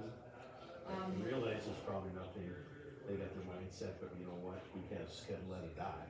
Yeah, and Edmonds County, they called and they talked to one of my old managers, his name is Wade, and all he basically said was, they could make their nurse a state employee, and then you guys rent out a spot, and we could still have services like one day a month without having nothing to do with the WIC program anymore. So where does the rec program go? Is there one? There will be, but you'll just be getting they'll be getting phone calls or web meetings with, these kids won't get eyes laid on them. You know how many kids that walk to my office that don't talk at age 3 and I say, oh wow, you need birth to 3, or you need a discovery program at the school. It's so exciting. So, The Department of Health split all those contracts Yeah. like 2 years ago, so, they called it a divorce. yes. WIC went one way and public health went the other way, and that's what caused all the problems. So they split away from having nurses doing WIC, so nurses had to stay with community health, and then non-nurses then picked up WIC, and that split for everybody except PHA sites, what, 2 years ago? I guess the writing was probably on the wall, but So would we have, full-time position, you have a position for employment? I mean, that was not a concern with you, or what do you? Yeah. It's nothing that, nothing that. So- Well, what could we, So Taylor, is your big concern is that these clients that you had, they aren't gonna get served? Is that the biggest it's issue? service for the phone call? I've found people put them, like, people are embarrassed to get on WIC. I said, no, it's no big deal, you know? Like, we have such lenient guidelines compared to SNAP and stuff, so our numbers are gonna go down. They're not, I even have people say, if you're not gonna be the nurse, I'm not gonna be on WIC anymore. So, That's too bad. it is terrible. They have to go to Aberdeen, I'm sorry. I am unsure, they just said somebody would take over and they'd get a letter in the mail. And I'm thinking it'll just be all through the phone now, case managed, Did these services go like this, or you, or till May 31st. May 31st? Well, I guess the only thing we can do is have you get some numbers together about what you can do Yeah, with what we contribute, and we'll go from there. I Yeah. think that's about all we can do. Will we work with the hospital too? Yeah. or- yeah, we would do another contract with the Do hospital. we if you need to have guys- a meeting with them, set up a meeting, or Probably Taylor where set we up want a to meeting? With the school, or with the hospital. Probably at school too? Mhm. Okay. I mean, yeah, we can come up with a solution and. Okay, So if, over the next month, I will come Let up me with know some and I'll let ideas the- and, Okay, then we know, yeah, all right, Well, certainly. sounds good. do what we can, alright, okay, thank you. Thank you. Jeff. Okay, what I found out from him is, we can go through, it, we can finish up today, put in there what we want, and get our definitions for the next hearing. And at that time, the best thing to do is move it forward. Okay, At that time, if there still need to be some changes, then it would have to come back and have another first reading at the commission. It doesn't have to go back to the zone. It would have to have another first reading at the commission. So it just starts the advertising and Yeah, first we reading start process over. that process all over. Yeah. So, let's be clear where we're at today. He once again advised me, he doesn't believe that the mile setback would stand up to court law, and I said, I hear you. But it's consensus right here that we leave it for now. If we wanna, and we made it known we wanna add these 12 things plus whatever definitions, correct? mhm. Do we wanna change that environmental impact study to just show environmental study? I think that probably would make sense. So leave the impact part out of it, Yes. Correct. okay? Should I rescind my motion and redo it? Probably should, right? And then Neil would have to rescind his second. I think, right, you were the second? Oh, let's look at all 12 of them, in case there's Sure. anything we wanna change it on. Energy consumption study, that should be okay, shouldn't it? Water usage study should be okay, carbon footprint study. Anybody have anything to add about that? Heat and air quality impact study. Bill? Bill? Yeah, Bill. What's that, I mean, heat and air quality impact study, is that something that doable? Well, I'd have to talk to our, technical guys that know more about these studies than I do.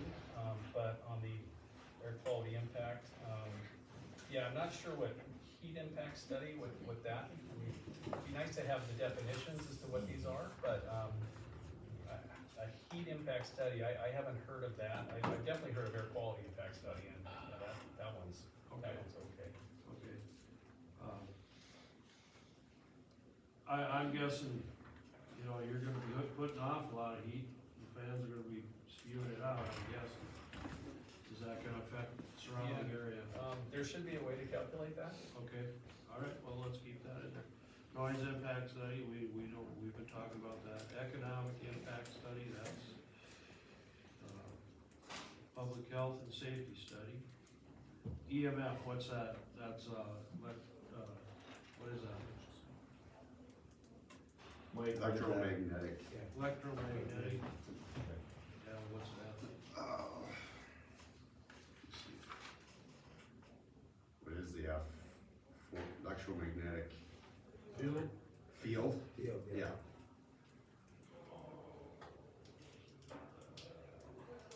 Emergency response study, community impact. So the emergency response, that's already required. Oh, easy then. I think the noise was in here as well. Yeah, some of these are covered already. Right. Study on tax revenue. Will centers lower house values, which in turn affects taxable value.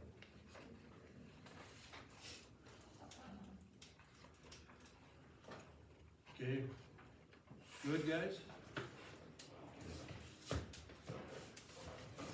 All right, we'll, and everything else in there is okay?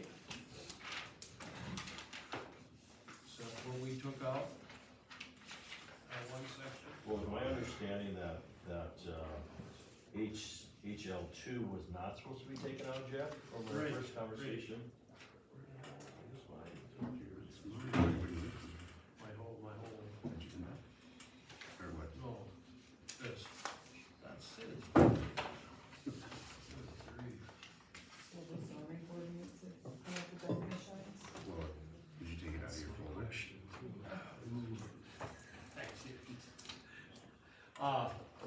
I'm gonna have to work with Austin on the definitions, I suppose. Well, the thing is even if you meet with the zoning board, they're not gonna know any more than we know No. today. No, not at all. Or anybody else that brought these questions, if they have any.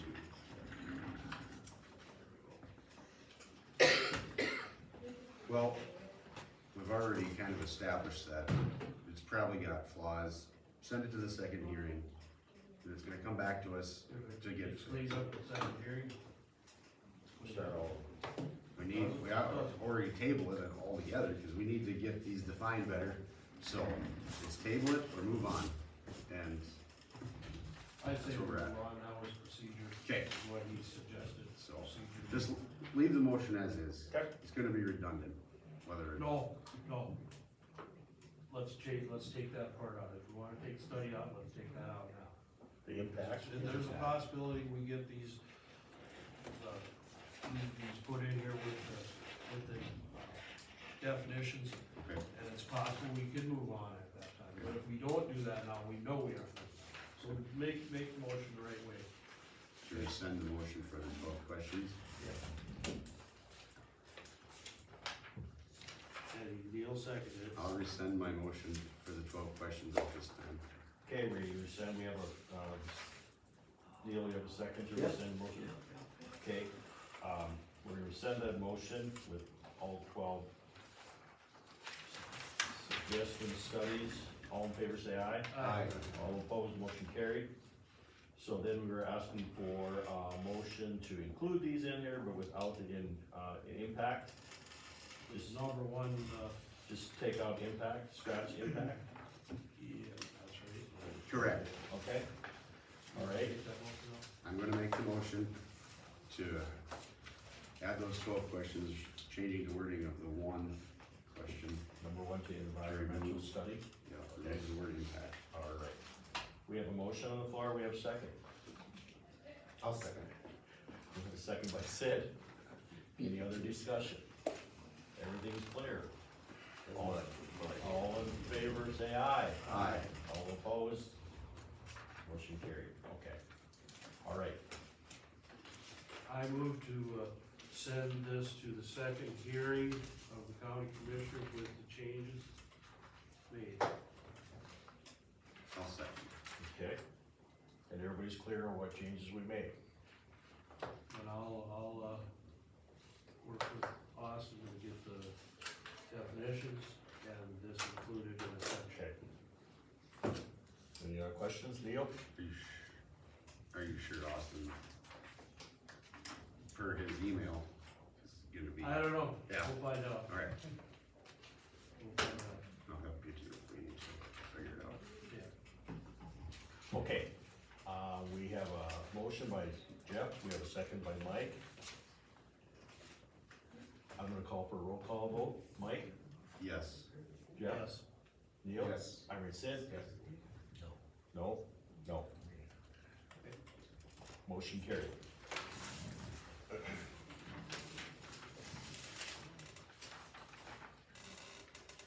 All right, put that to.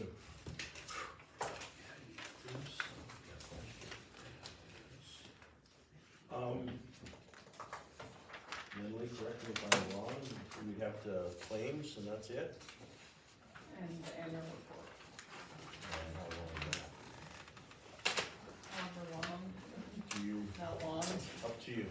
You wanna eat at 2 o'clock? I'm not suffering, but The bar's closed, I guess, because it's sick. People are not So we don't have a place. Yeah, I don't think she'll, I don't know how long she serves out there, does she? Yeah. Not to go to McDonald's, never eat. Thank you. Okay, thank you. What do we got left? G's. Order pizza from G's, we could do that. I don't care. Yeah. How big are they? No, I can get a, probably only like a 12 inch. Yeah. Does everybody want just a personal? No. Get you the Okay. What am I going, 4 meat? Yeah. And pepperoni? Okay. We'll do that before. Neil, is that okay? Yeah, I make a motion. Okay, what do we got left? All right, we've got, annual report. Does anybody need to use the restroom? Yes. I do. Yes, could you make a couple of, do you have a couple of the bigger? Thanks a lot. 4 meat pizzas, like 12 inch or whatever, however big they are? He was at a drug interdiction training. Getting to be a 12. Okay. We can get pop too, yeah. Had that training, so. Thank you. Yep. Actually just do a 4 meat and if you have do you have a pepperoni? Yeah, do a 4 meat and a pepperoni, just one of each. Perfect, thank you. Hey, thanks for coming. I just wanted to know why Austin wasn't here. This was his job. He had some kind A of, drug interdiction. yeah. I know it. Oops.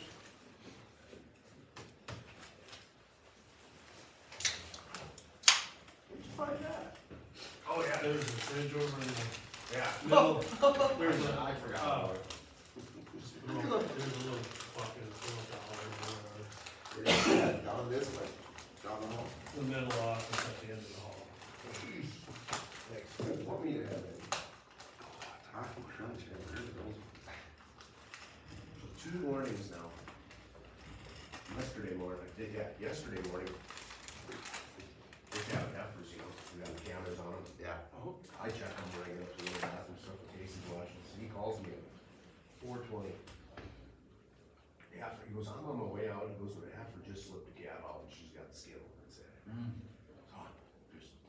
startled out of bed tonight. I didn't get the call right away. I heard it ring and then Lana goes, who the hell's calling at 4 o'clock in the morning? I said, it's Casey. I knew it was him. So I grabbed the phone, called him back, and he told me, and I went as fast as I could and got dressed, man, and it's just, I mean, from here to the street away, you know?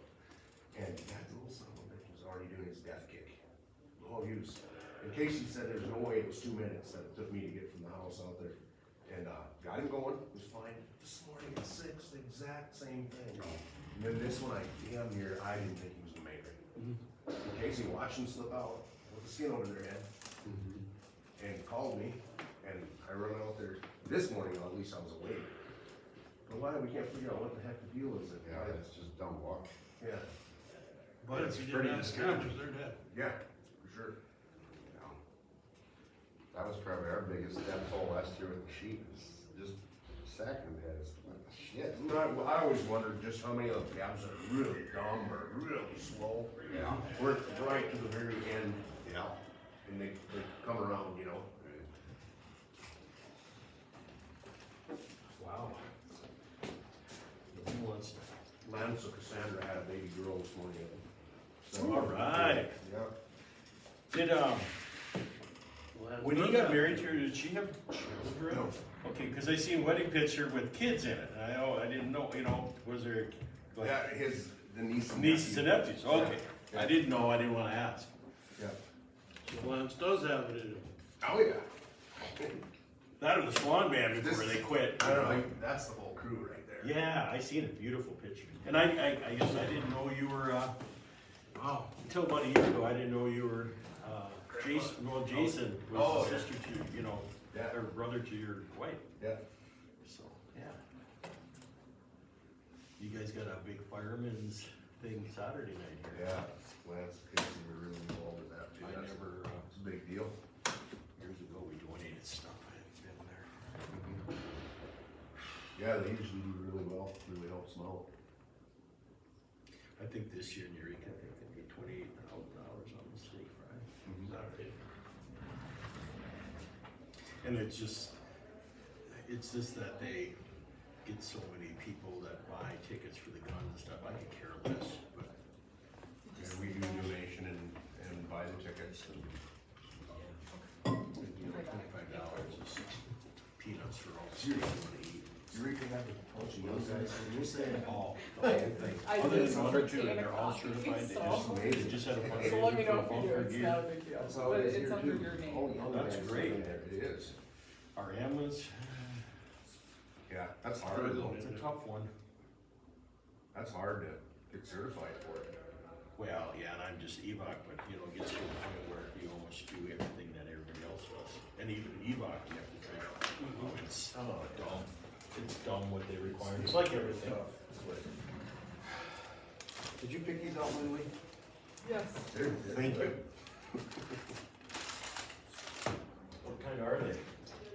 Coffee crunch, new, I don't know. We, I woke up this morning at 5 o'clock and I made coffee and went out to the coffee area because our house is being worked on.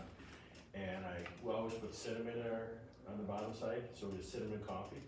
Then my wife has all her syrups left from her ice cream trailer, so I put caramel in there this morning. That's good. No wonder you never show up for coffee, or? I have coffee at home. Got the good stuff at home. You just add cinnamon in the filter? Yeah, the first thing you put in is the cinnamon, because it's good for you. She does it all the time, you put your 3 things of coffee, and I put that little caramel on the top. I don't know if that's what I was supposed to do. I did. And I waited, and then I watched Wayne Wolf on TV at 5:30. Is that a lot of? No, it's usually not much. Okay. Just a meal and a Yeah, I should breakfast. mention a few of them.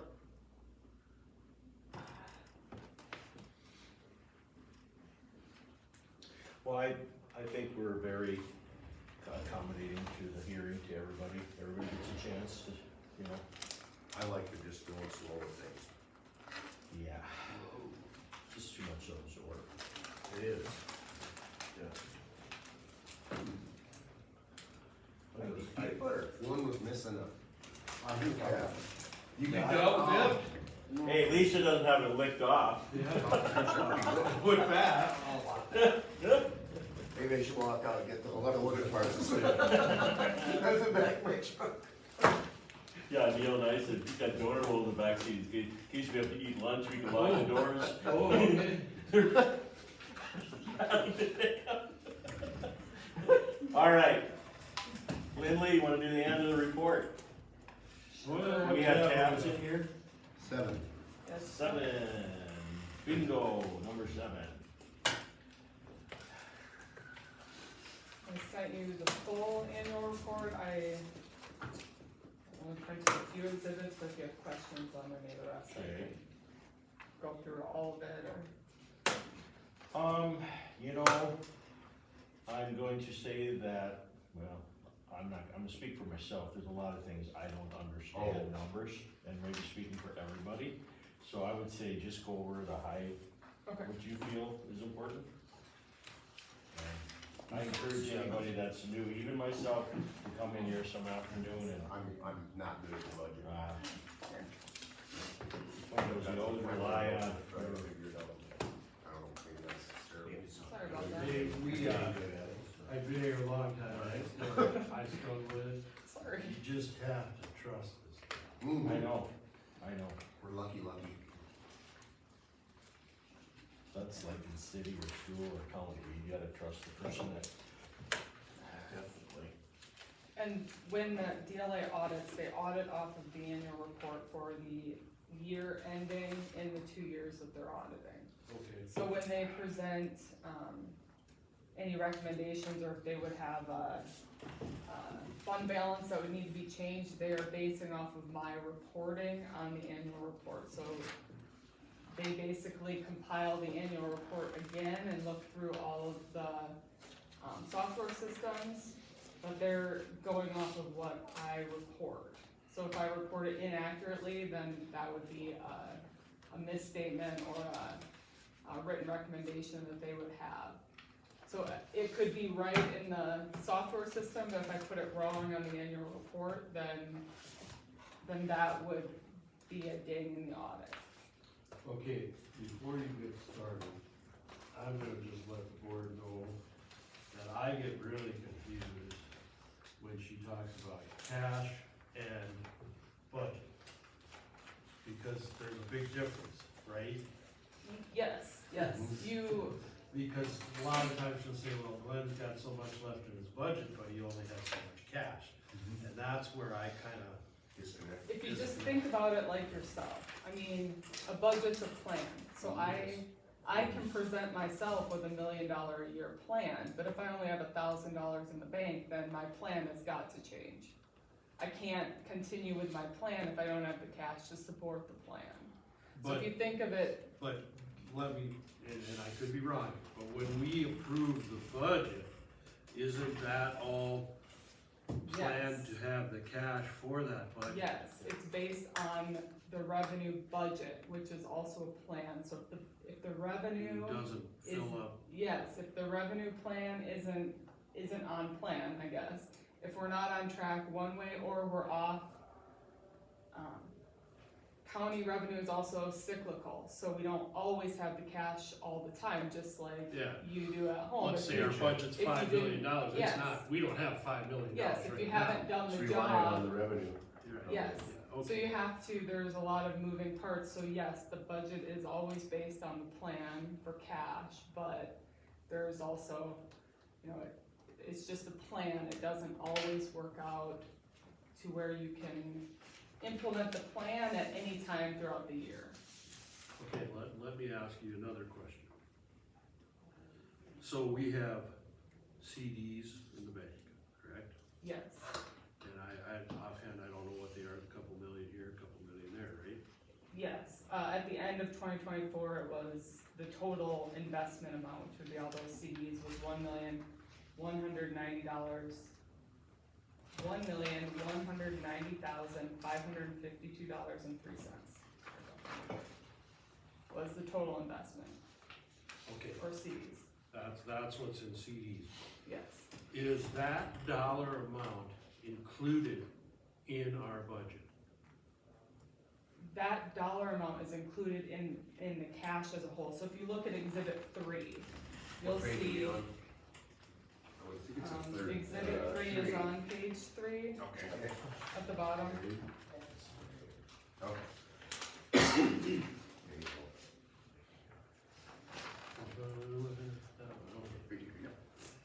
So at the end of 2024, this shows you where all of the cash, so when Tiffany shows the bank balance total, we have total government funds at the end of 2024 was the $2,518,826.21. Okay. And then you can see that cash is true cash under assets, and then the investment of that CD amount. So yes, the budget is made up of cash in its entirety. It doesn't, the only time we would keep track of it differently is restricted cash. But restricted cash isn't kept separately in the bank. The only thing that's separate in the bank is that CD. So restricted or assigned or unassigned is all internal, keeping track of that cash. It's not in separate accounts at the bank or anything like that. Right, it's all in one account. And we don't keep track of each bank separately, so we've got CDs in several banks, we lump that all together as a whole. It's not, we don't. You spread it around a little bit. So when we have assigned money, and we have assigned money of 1.9 million, correct? In the general fund, there's assigned 1,228,684. But total Yes, of 1.9. Yes. That is all money that is represented by the CD. Yes. So when Yes, it's so the assigned top- like that, it really actually can't be used in our budget requests unless we unassign it, right? So the top of this would equal the bottom. So yes, the assigned is some of that assigned money is in CDs. But we don't keep track of it on a budget level with so investment is assuming that you can uninvest the money. You know, you can take that money out of the CD, some of the CDs are mature, you can move that money around as needed. So what exhibit 3 is showing you that the total government funds of the $2.5 million number equals the bottom. So of that 2.5 million, and restricted is restricted by law that you can only use it for certain things. So it's still available for the county to use, but it has statutory restrictions on that money. Assigned means it's in special revenue. So in the general fund, assigned means it's either cash applied assigned to next year's budget, or it's board motion assigned. So that's the assigned money that you change at the end of the year. Okay, before you get too far, because there's new people on here, try to explain the assigned thing, that at the end of the year, we can only have, what are the numbers? 30 to 40% of it. 30, 40% of the You cannot have budget. over 40%. And you can, Of Of new cash budget or or the the old budget? The old budget, of the new budget. new budget. Total appropriation, you can only have 40% unassigned at the end of the year for that next budget year. But then so yes, there's a law that says you can't have over 40%, but there is a caveat with the unassigned, so then you can assign money to specific purposes. And the purpose should be reasonable and something the board intends. In theory, it could be, you could assign money and say, I assign it to send a man to the moon, or space explorer, or whatever. You could assign it to any purpose, but legislative audit has said you can assign for any purpose, but the purpose should be reasonable and something that the county intends to do. You shouldn't just assign, the purpose of assigning shouldn't be to hide and stay under that 40%. If you are assigning for purposes that are unreasonable, then maybe your taxpayers should question why you have so much assigned. So basically, You kind of use it in a year when you have a surplus of money, that's a way to not change the taxing, because you don't know how next year's gonna be. So you assign it, oh, we need a motor grader, let's assign so much money to that. So it'll sit here until we unassign it for that purpose. But we can unassign it for any purpose, really. In the general fund, assigned money can be unassigned with just a simple motion, yes. So if So you you can start running assign out or of money, unassign. So with the public health nurse, Yeah. Taylor was it, right? Yep. Taylor, right? Yep. Yeah, her situation, we got some money here. Would we be able to help in that see, situation? the way I understand it is, what we wanted, what we were getting done with her, they won't let her do anymore. No, The the WIC WIC. programs and stuff Yeah, like that. yeah. So we could give her all kinds of money, but she's gonna have to find some programs. She'd have to start some programs. And- So and Well, that was some my of the- thought that I wanted Some to of run that, past her, is like, you've got the knowledge and training, can't you? No, she said they're gonna be regulated through the state. Oh, I suppose. It's still, she Sure. can't All offer those a programs. private service? I don't think They so. got Because that's control of it. essentially what we're doing, right? No, Or not even no, necessarily. no. So we are not, Taylor was acting as a WIC, Oh, okay. state WIC nurse.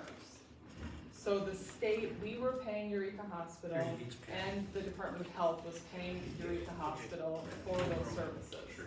So they're still required to provide WIC, but they're saying, we're not gonna reimburse the hospital for WIC. We can do WIC on our own by ourselves. Mhm. So the, So that program is eliminated. From local control. Correct. that program will be through a state, and they don't want a nurse. And yeah, So like there's like really she was nothing we saying can is, do. they No, wanna, I mean, that's, Not for the WIC part of it. no. and it's more or less her assumption that they're gonna do telehealth. Yeah, she does. And then she's concerned that children are gonna get left behind, fall to the wayside. right. And Yes. what would stop somebody from being able to be proactive with her training to offer a service to these families that are looking for it? I don't know, I don't know if we can legally. And I mean, it might not be I don't us, know. it might be Yeah. not, but Yeah, a Well, private, that's why I thought, get them in front of us and then approach it with those.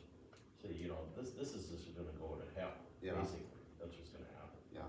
these programs, without local interaction.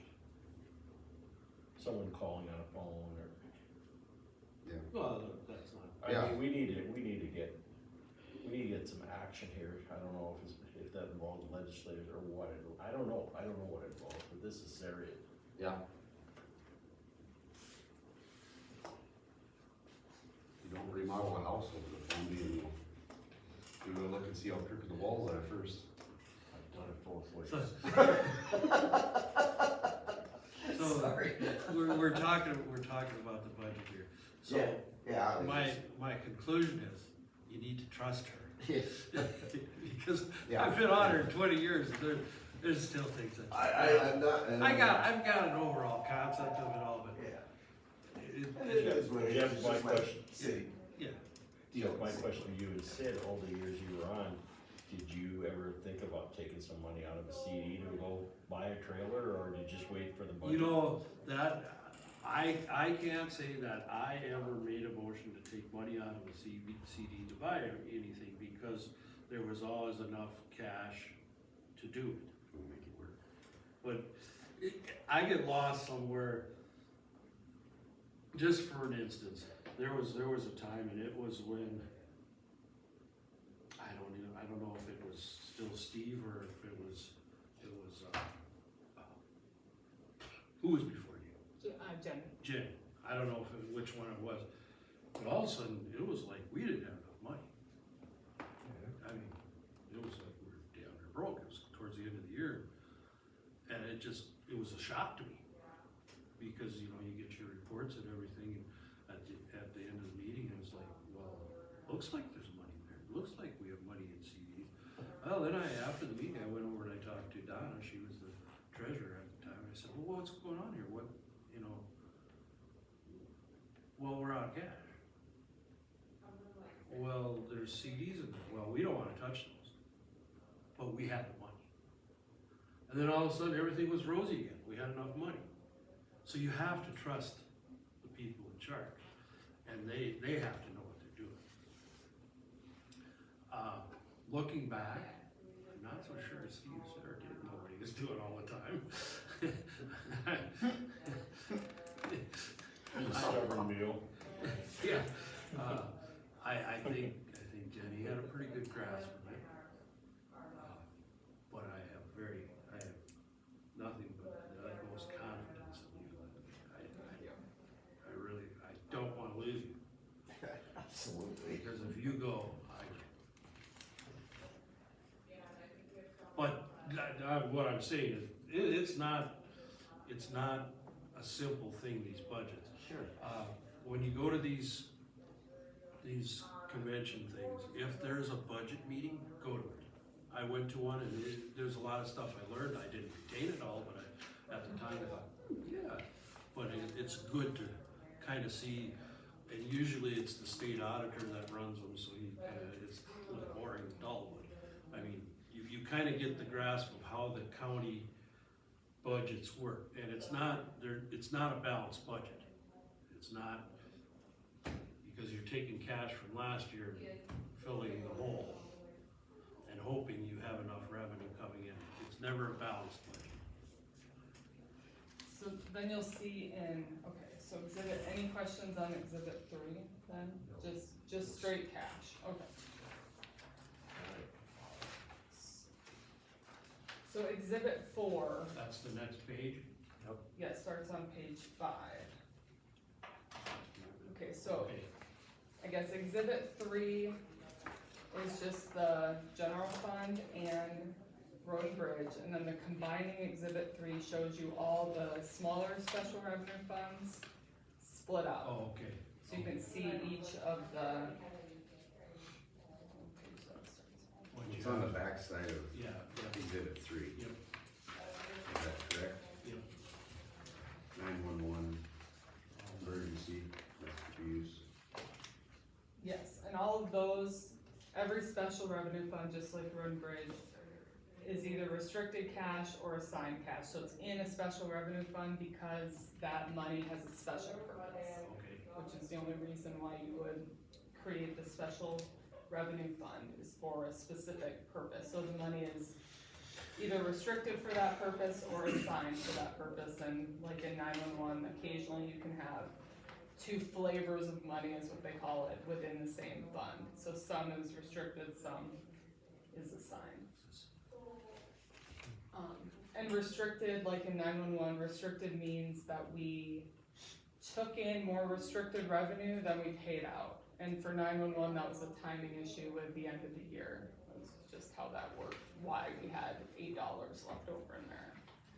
And then if the general fund adds any money to that special revenue fund, so in 911, the money that we receive for the answering service, or I forget what they call it, the fee that you get for each telephone line, we remit 100% of that to the CPAP. And all the revenue that comes in from that fee is restricted, and all the money that we pay out is also, I didn't even look, I hope she caught it. Yep. No, shoot, I didn't get any plates or nothing. there's, I just grabbed some pops, whatever you want, as long as I get the grape. You get the fix. How much is this here? Yeah. I just wrote it down on a tab, like a drawing tab.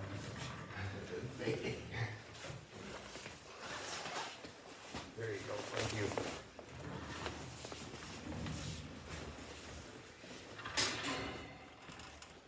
Don't get crazy at all.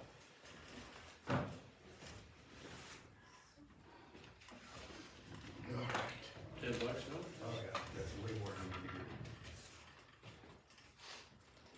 You haven't seen the heat yet. So you gotta run a tab, so. Yeah, I'll give you an IOU, sir. Yeah, that's fine. We'll fill that thing up. Yeah. That's like I need right here. These are really good, I think, anyway. Lindley, you gonna have something? Nope, I got 2 plates, I mean, you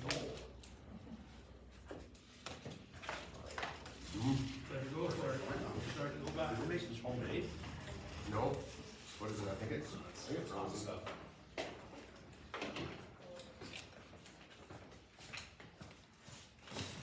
They got it in the movies.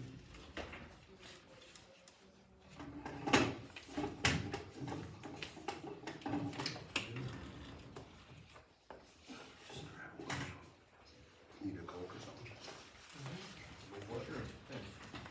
So Lindley, what did we carry over last year for something that we did not spend? Is that a dumb question? Like the beginning balance of the, $5,300. I think it was like 33%, wasn't it? Is what our 35%? so that's like, when we make the budget, that's what we intend. Right. Yes. Yeah, like what the ending percentage was. Yeah. What was it? We got, say that again with the 33%, or what? Okay, so basically, if our budget would be, say, $1 million, it's more than that. When we make the budget and at the end of the year, Lindley, you tell me if I'm making sense here. We can't have more than 40%, which would be $400,000 on hand. So is that correct, basically? Unrestricted. Right. And then we can also go over that 40% with assigned, Yes, unassigned. unassigned, yeah. Yes, unassigned. So, In the general fund, so it only looks at general fund and the general fund appropriation for the next year. It doesn't, you don't look at it government-wide. So you wouldn't lump in all those other, like you wouldn't lump in road and bridge or any of the other funds, it's only general fund. yeah, and then there's all the different funds too. So as a whole, beyond the budget, as a whole, you don't, besides in the general fund, to look at that 40% calculation, you don't really do that calculation for the entire county-wide at the end of the year to see where. And I think the theory behind it is to not let the government entities keep taxing the people and building up this huge cushion. Try to keep it at 40% of cash on hand at 40% of what your budget is per year. And then you have Lac Township with the wind towers. I don't know what they got money, but they can't spend it. You get 45,000 or something like that a year and don't have much for roads, and it's just built up on them. So I don't know how they're getting by with that.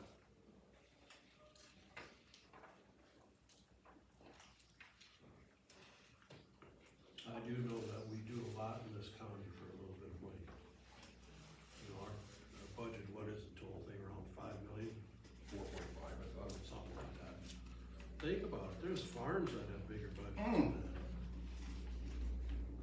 The road budget is only like 800,000 or something, that's. I drive a lot of county Red. roads. No, right. Yeah, the Christian County is about as good as I've seen gravel roads. They really held up nice this winter. But Neil's absolutely right. How many $450,000 blades can you buy, you know? Where we used to buy them every year. Well, and then the fact that the population is going down, take our road up, there's 8 miles, you go 8 miles north, and then 8 miles across the north. There's us, and we're really the only operating place up there. And Mary Miller, you know, Ron, who's passed away here a couple years ago. Gary Huffman's the one, he's 80, and he passed away. Carly and Mary Huffman, they're the only ones along that 8 mile stretch, and in about 1965, I think there was 11 or 12 farms. Oh, really? Off the highway a little ways, some of them, but everything's vacant. And there's a couple of those places I don't see anybody ever coming back to. Yeah. It's that way everywhere. It is. And you know, I don't wanna bring this up again, but you know, when you think about it, $15,000, it's more than we have, but it's not really that much. No, it's not that No. The school is the biggest.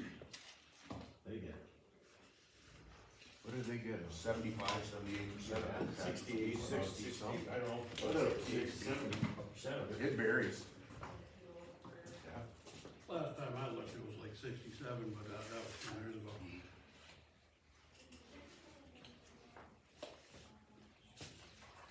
So, you know, all in all, we're not talking about a whole lot of revenue from this. We're not. Yeah, that's my biggest. Person, you know, Revenue versus all the I mean, when Mr. Whitetower talked about water, anybody that's been on a farm, you know, somebody taps into that. Man, no kidding, I agree with that part. We don't have web. We have all wet, we got 4 wells we use, and they're all shallow, we've never had trouble with them. Come back, a couple of them, one's from 1946, one's from 51, they work perfectly fine yet, but boy, I tell you what, I worry about it sometimes. You know, as dry as we were last fall, start wondering when they're gonna start sucking air, we just, how deep are they? deepest is 55, and then the one is only 26 feet. But then we're not pulling a lot of water out of that. We got springs right, you know, behind the place. Yeah. I've never, you know, we got a lot of irrigations around our area, but I've never had any problem with web either. You got some huge flow there in that aquifer over there, don't you? You can get I'm not down 700, in that. 800 gallons a minute, I think, out of some of those wells. Oh, yeah. I'm not in that aquifer. Use it, you grab your own fish. Yeah. I probably 1100 gallons a minute. Wow. But it will, So- it'll pump it down. I mean, So when you got to the bottom, you know, did you have somebody come in and dig a bigger pit then? in 1988 we did. We had the Hunterites came in with a dozer and dozed it out. And And it's- the water would shoot in places like this. Wow. It's probably, from where my pump's setting, that one, the biggest hole is probably 25 feet deep now. And you know, I pump it down, I can put 3 pipes on it. But if you're putting 3 pipes on it, it's full. I usually try to get by with 1 or 2.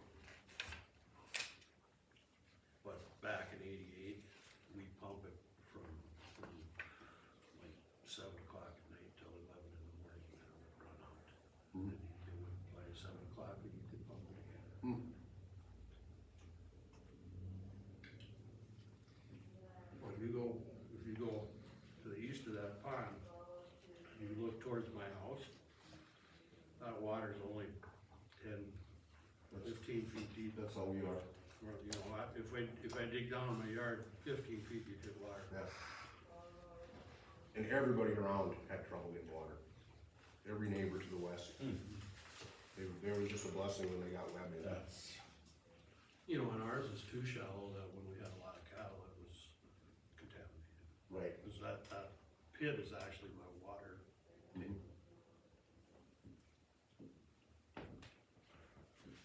So But at the same time, we wish we had web for the house. We have Water web. isn't perfect. We have web. To wash some clothes and stuff. And I can switch it to the farm too if I have to. My web was froze, you know, I don't use it, my web was froze in my pit, and I had that cold. I heard of a couple other guys had that happen. Break anything?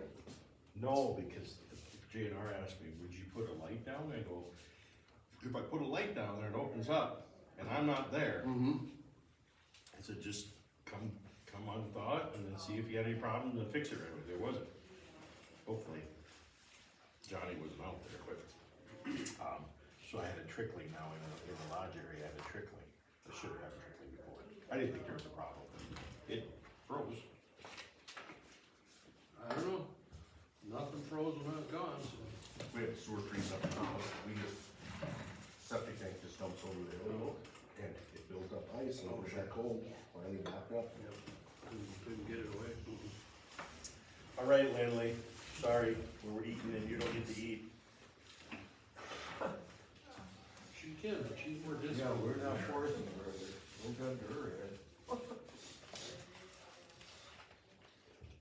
That's good, thank you. Yeah, that worked.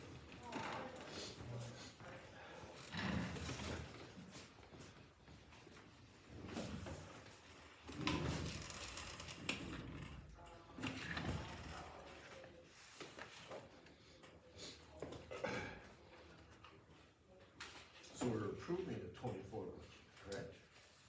The end budget?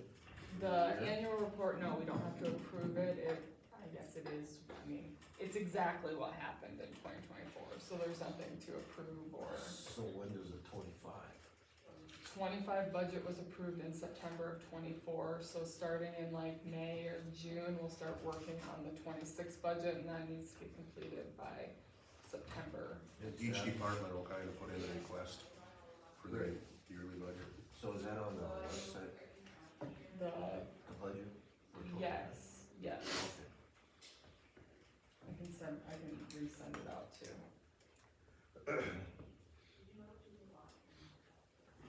Well, if it's on there, I'll find it. So yes, the 2025 budget is set, so if we have to, it's approved with, in general fund, we always add in a contingency, so there is 150,000 budgeted for contingency. But if 2025, if the plan would deviate where we couldn't use that contingency or it was too much, then that's when we have to do a supplement or some other, a budget supplement is what we would need.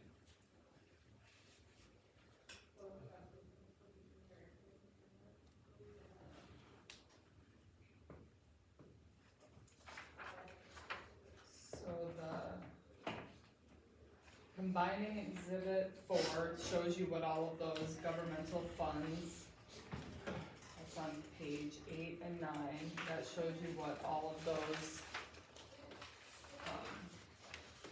special revenue, smaller funds, the revenue they took in, and the expenses for those funds.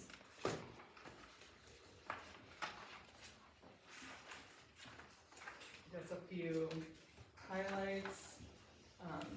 Up in the revenue side, you can see that no special revenue fund levies a tax, so no tax dollars. They may supplement through a general fund transfer, but no special revenue fund can levy an additional tax or collect any tax dollars for that purpose.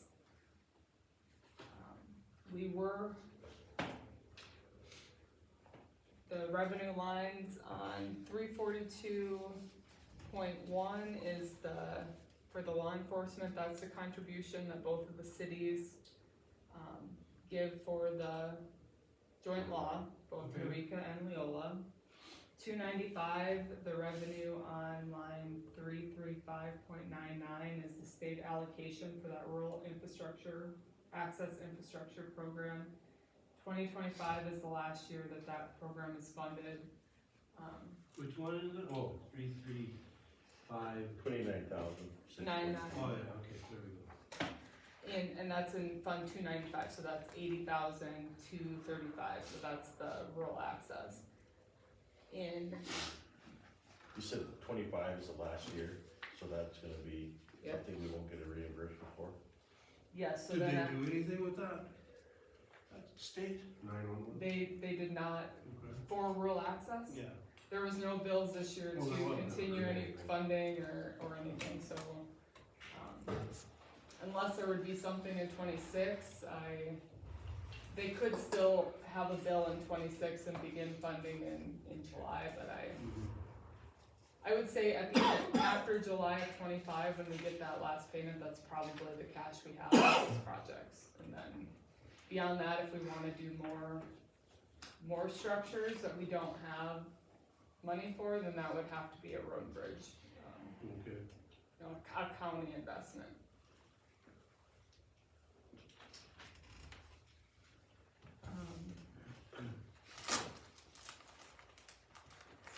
The transfer line and on 371, that shows you the general fund money, and that's at the very bottom. Yeah. Transfer in the other financing sources, that shows you the general fund money that was transferred into those special revenue funds. How come the one, the Eureka jail or joint law is more than Leola's? This was the building? If you, no, No? so this is all 24, so we haven't had any expenses in 24 for the building. Okay. Right. So if you look at the fund balance at the beginning, so Eureka Joint Law, they were both budgeted to receive the same transfer, but our practice has been to only transfer the cash that's needed for those funds. So if you look at the beginning, on page 9, at the very bottom, not the very bottom, is the ending fund balance, and the next line up is the beginning fund balance. So Eureka Joint Law just started out with $6,000 less cash at the beginning. So then that put those two funds in, close to each other. They both ended about 15. The one was at 15,200 and the other at 13,932.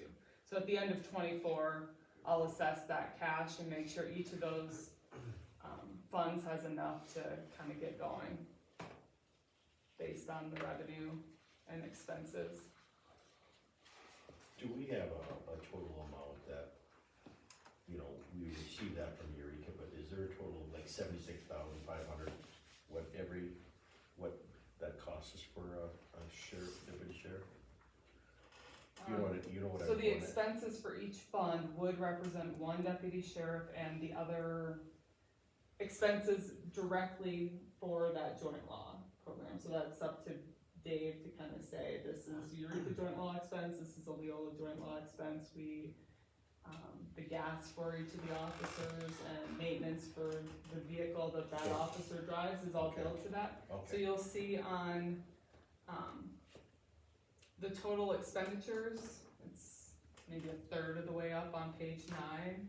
If you slide over Eureka Joint Law, the total expenditure for 2024 was $82,800, and Leola was $82,023. So they run very similar to each other. And it's just based on the need for, that officer, that pickup.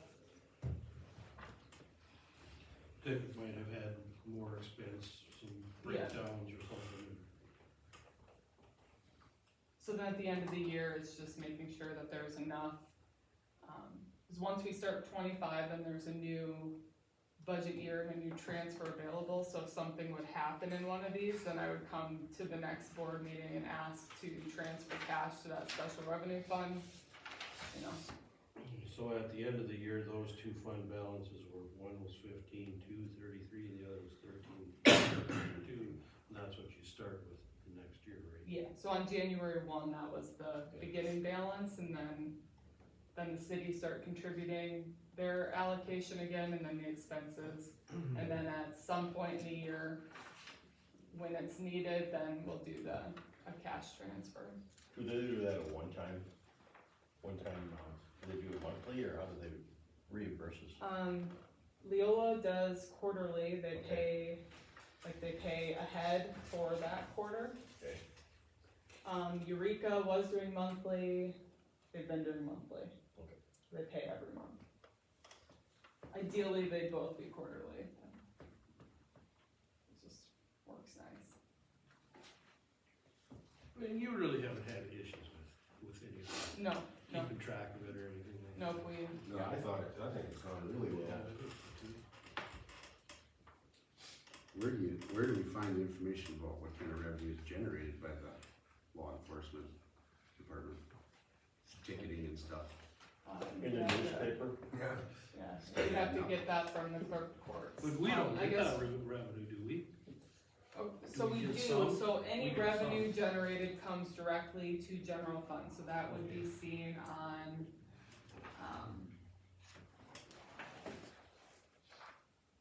like clerk of court fees, so 341, this is on exhibit 4.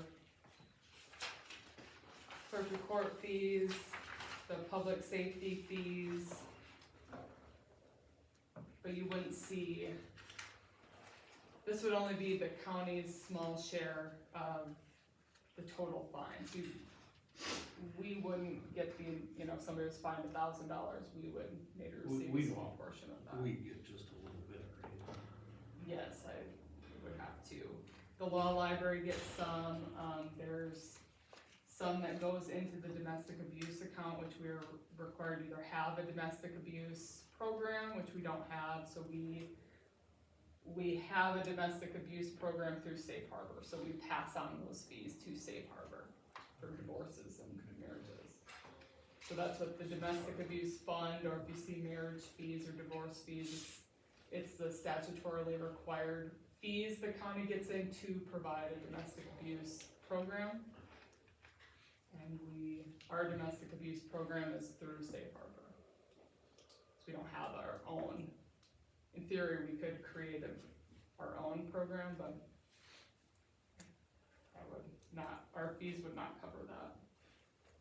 So ambulance is 32,806, is that legal and Eureka, or is that expenses they incur That, or submit to us?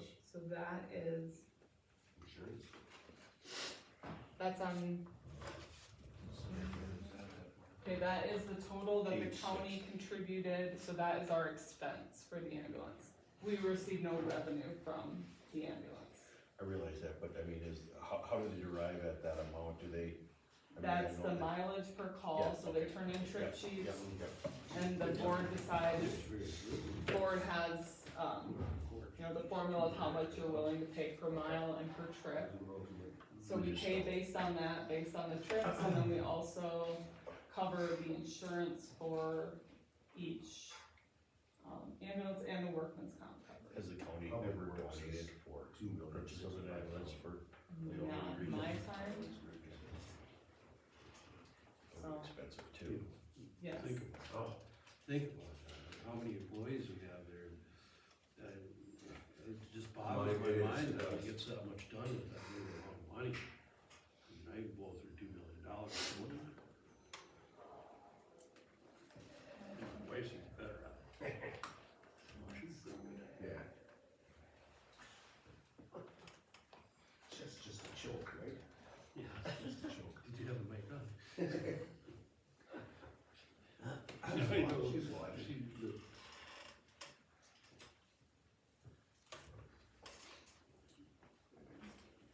So I guess, on the combining exhibit 4, the investment earnings, which is on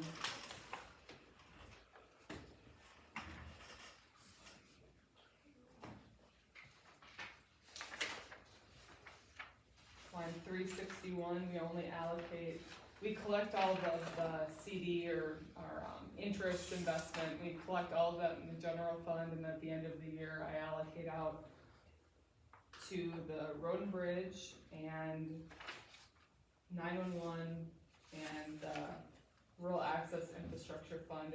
It's been the board's policy not to allocate out interest to the other special revenue funds, because those are all general fund dollar driven versus, rural access is state money that they gave to us up front, and then we can then use their money for certain expenses in that program. So that the money we're holding in Fund 295 is all somebody else's money.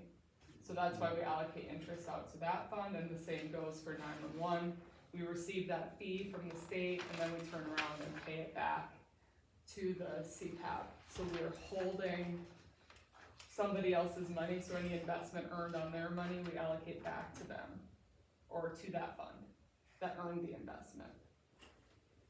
But the other funds are all, county general fund driven through the transfers, so that's been the practice not to allocate back to those. And for the general fund in 24, and road and bridge, the investment earnings was, across all funds, I guess, our total investment earnings was right at $82,000. Okay, what line is that and what page? 361 on page, on exhibit 4. Page 6. Page 6 on the top, the second page. Okay. So we have CDs, what are our rates on those, or how long do we don't know? That would be a treasurer question. So that was our investment running for the year. Very good compared to years past, very strong, Definitely got better. very strong, so. Let's see, exhibit 3, we talked about the cash, and then on the supplemental sheet, I made that little, the graph that included the last couple of years. It shows in the general fund, the trend for commission assigned balance, cash applied balance, and then both of those add together is the total assigned, and the unassigned along with the total fund balance. You can see that running total. So in the general fund, the fund balance, at the end of '24 was quite a bit lower than it has been in the 5-year trend. You can see on the back side of that in exhibit, backside of this sheet, there's another couple graphs that shows the change in fund balance, I guess 2020, 2021, and 22, it was steady with a slight increase in fund balance, and then 23, we had a decrease of 225,000, and then last year, a decrease of 477,000. Is some of that attributed to all that money we got from COVID, that we pumped up, salaries and stuff, and then all of a sudden we didn't have that income to cover that, or is that? No, so that, if you look back into, so it's a little misleading because in 2020, when we received those dollars, they were in a special revenue fund. Right. And then that was the way, when we first got the money, they thought we should handle that. Then we had to do, re-report that, I guess would be the way to say that, and move all of that money from the special revenue fund back into general fund. So ideally, it would have been reported in 2020, and you would have seen that spike in 2020, but it was reported in 2020 in a special revenue fund. So we did see that spike in revenue, it just, we didn't see it in the general fund. So if I pulled this same exact report across all of the government funds, you would see that. Oh, okay. This is just the general. And change, so, and this year, so the change in fund balance, if you look down to the road and bridge fund, we saw an equal increase or a better increase in fund balance in the road and bridge fund, which is why it's not concerning, I guess, to me, because we saw a decrease in one fund, but a better, the same dollar amount plus some increase in the road and bridge fund. Last year, we saw a decrease in both. And if we'd seen that again this year, then that would be concerning, that both of the major funds are losing cash, or we're burning cash. So you're saying the road and bridge were about 700 and some Yes. thousand up from last year, but on our general, we were about 500,000 down. Yes, so overall, we saw an increase. Okay. So if we had a bad winter. Well, that eats it. Kicks everything That down. would really reduce But I it. will say that probably some of this also reflects that Glenn kind of cut some things out this year. Had this been the opposite, we would have seen the same, the decrease that we'd seen in 21, 22, and 23 again in 24 with that 477 decrease in general fund, then that would be, we don't have enough cash or assigned cash to do that for many years. I mean, maybe 1 or 2, but then we gotta figure something out. More revenue or less expenses is the choices. So if you have a bad winter, what are you talking, 300,000 more per budget? I would say that's probably realistic. I mean, it just, if you're out there running every day with number one fuel and you're breaking stuff. Your fuel, but then also look at your maintenance, look at your wear and your tear on your equipment. And then, of course, you might be running some overtime hours and stuff. Yep, on the salary So side. I would say, $300,000 to $500,000 could easily happen in a really bad winter. So we're not really that fine. No, yeah, you're right. We are okay, Mhm. but You're if okay. things don't go as planned, we don't have the reserves to have a major. We can't do that every year. We can maybe do it one year and then really cut the next year. I mean, you saw that last year. So last year we had, at the end of '23, we had a decrease in fund balance of $225,000 in the general fund, as well as a $123,000 decrease. And then that's when I advised the board that we really need to, you know, kind of rein in that '24 budget, which Glenn did. Yeah, he did a spectacular job. So, had we not been able to do that, and, you know, a lot of that has a lot of variables too, sometimes you can try to do that, but it doesn't, you know, it just doesn't work Well, out. in the whole scheme of things, the only place you can really cut the budget is his department. Glenn's, by not paving as many, repaving as many roads, resealing, you know, and in the long run, that kind of Not buying bites any you. equipment, you know, not crushing any gravel, you know, all that stuff. So it's a trade, you know, it's just a trade-off, and just have to watch that, I think he does a pretty good job of managing that for the most part. You know, he knows that, well, I need to buy this piece of equipment, I can't crush a lot of gravel that year, or vice versa, you know. If he's not buying a lot of equipment, he'll maybe crush gravel, you know. Communication that we have between Glenn and the board It's just really good. Yeah, it's. That's a great thing. And you know, and Communication. he will call at certain times if something comes up, you know, he's called us, you know, kinda in between meetings that something came up in between, and we just kinda have to go with the flow, and, he's not one to really go ahead and do stuff without telling us. And maybe he does some things, and I'm not gonna Some small micromanage. stuff probably. Yeah, I'm not gonna micromanage him. He's good, it's gonna be tough to replace. That could be in 2 years.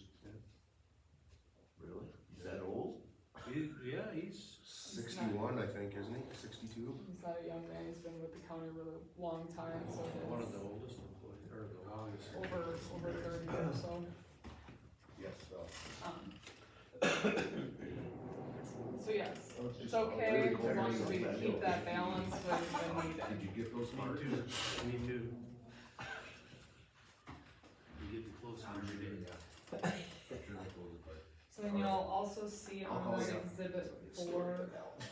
On, Exhibit 4. You bet. So you can see that on exhibit 4 on page 7, the excess revenues over or under expenditures. I've got it here somewhere.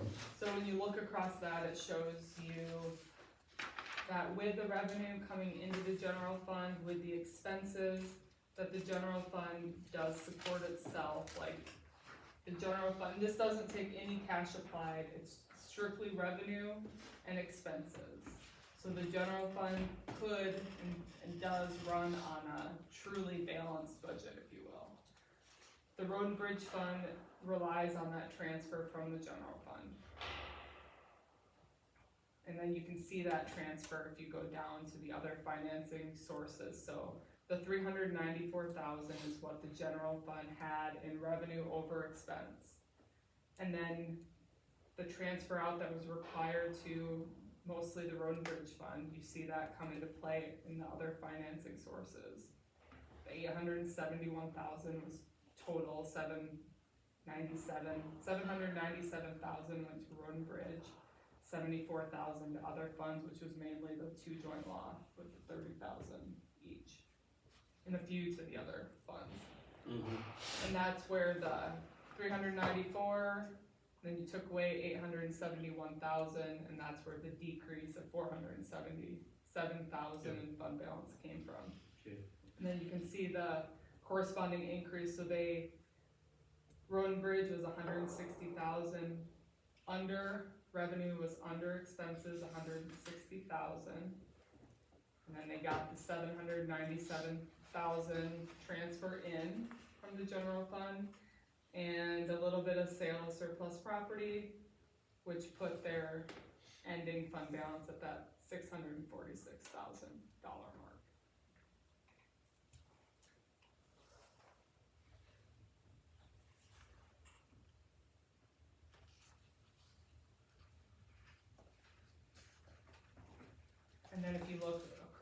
net change in fund balance, if you look across the line to the total government funds, which has all funds combined, there's a net increase of $192,000.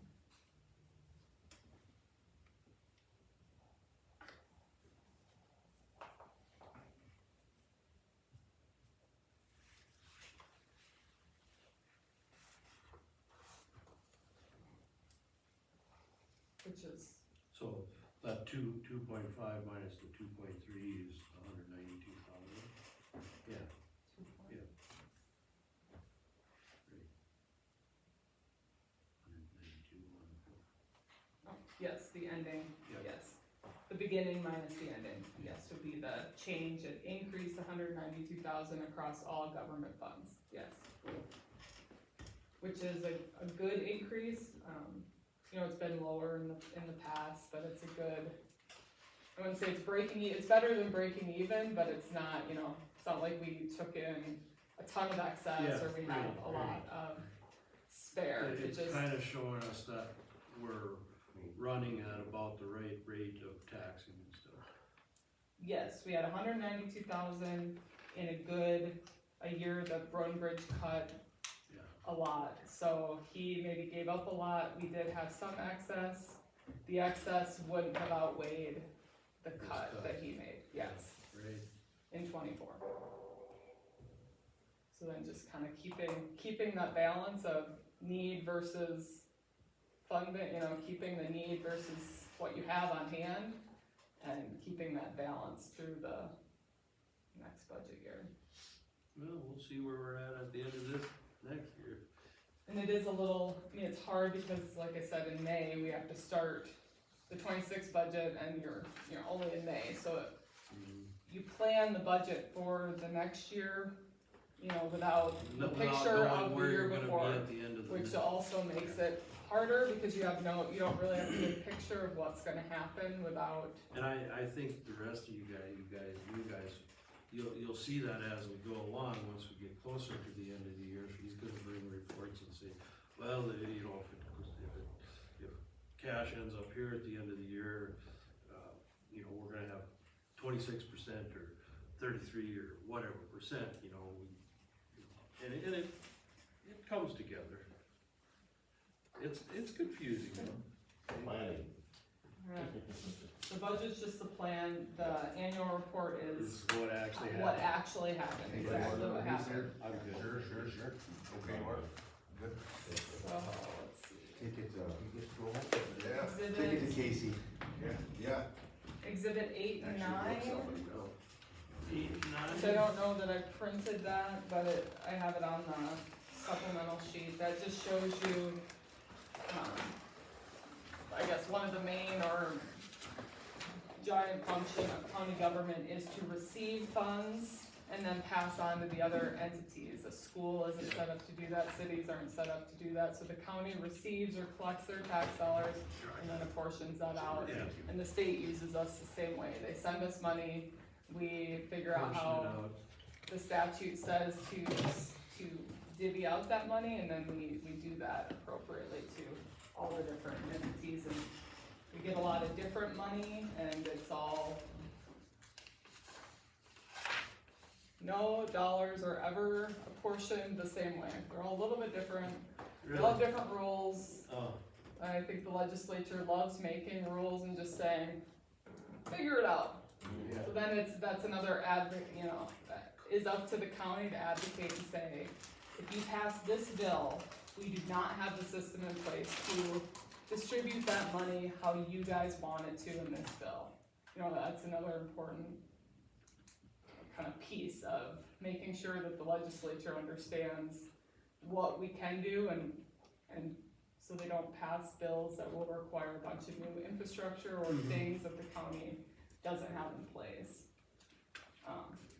We saw that with all the property tax bills this year, there's still several out there that would add a lot of requirements to counties on behalf of other taxing entities, and just hopeful that some of the worst ones don't, or most cumbersome, don't get implemented. Just add a lot of cost the exhibit 8 and 9 show you how much money was received into the county that isn't, none of this money is accounted for in exhibit 4. So it's all in addition to that money. We don't have that, right? Yeah, we do. Yeah, we do. It's on the, 8, 9. Second page. Exhibit nine, Exhibit, page not 14. page. How come there's so much less than two thousand twenty-three? On the second page? so in 2023, there was a few sheriff sales, like, there's a land sale, sheriff's land sale, so the county, for any sheriff sale, the county serves as clearinghouse, I guess, for that money. So the buyer pays us and then we have to pay whoever. Oh, yeah. So that, Me too, I get lost so fast. does fluctuate, and 2023 was a big year with those different sales. Kinda shut your mind off after a little bit, you know, you don't. Just glad that you know it. So on How come exhibit, there was so much in 2023, or did you just answer that? I just Yeah. answered that. there was a couple of sheriff sales, so the sheriff, whenever there's a sheriff sale, the county serves as a clearinghouse, or the sheriff serves Okay. as a clearinghouse for Sorry, I that wasn't sale. listening. So that number can fluctuate depending on what's going on or what money is coming in. So that's why there was an increase in 23. I think there was a land sale that year, sheriff's land sale from foreclosure sale or something.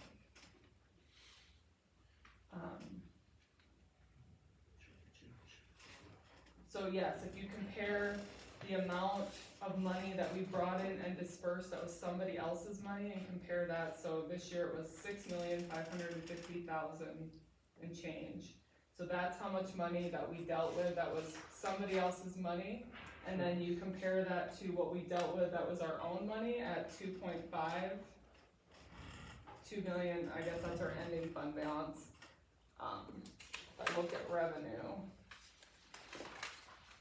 total revenue was $4,009,977,000.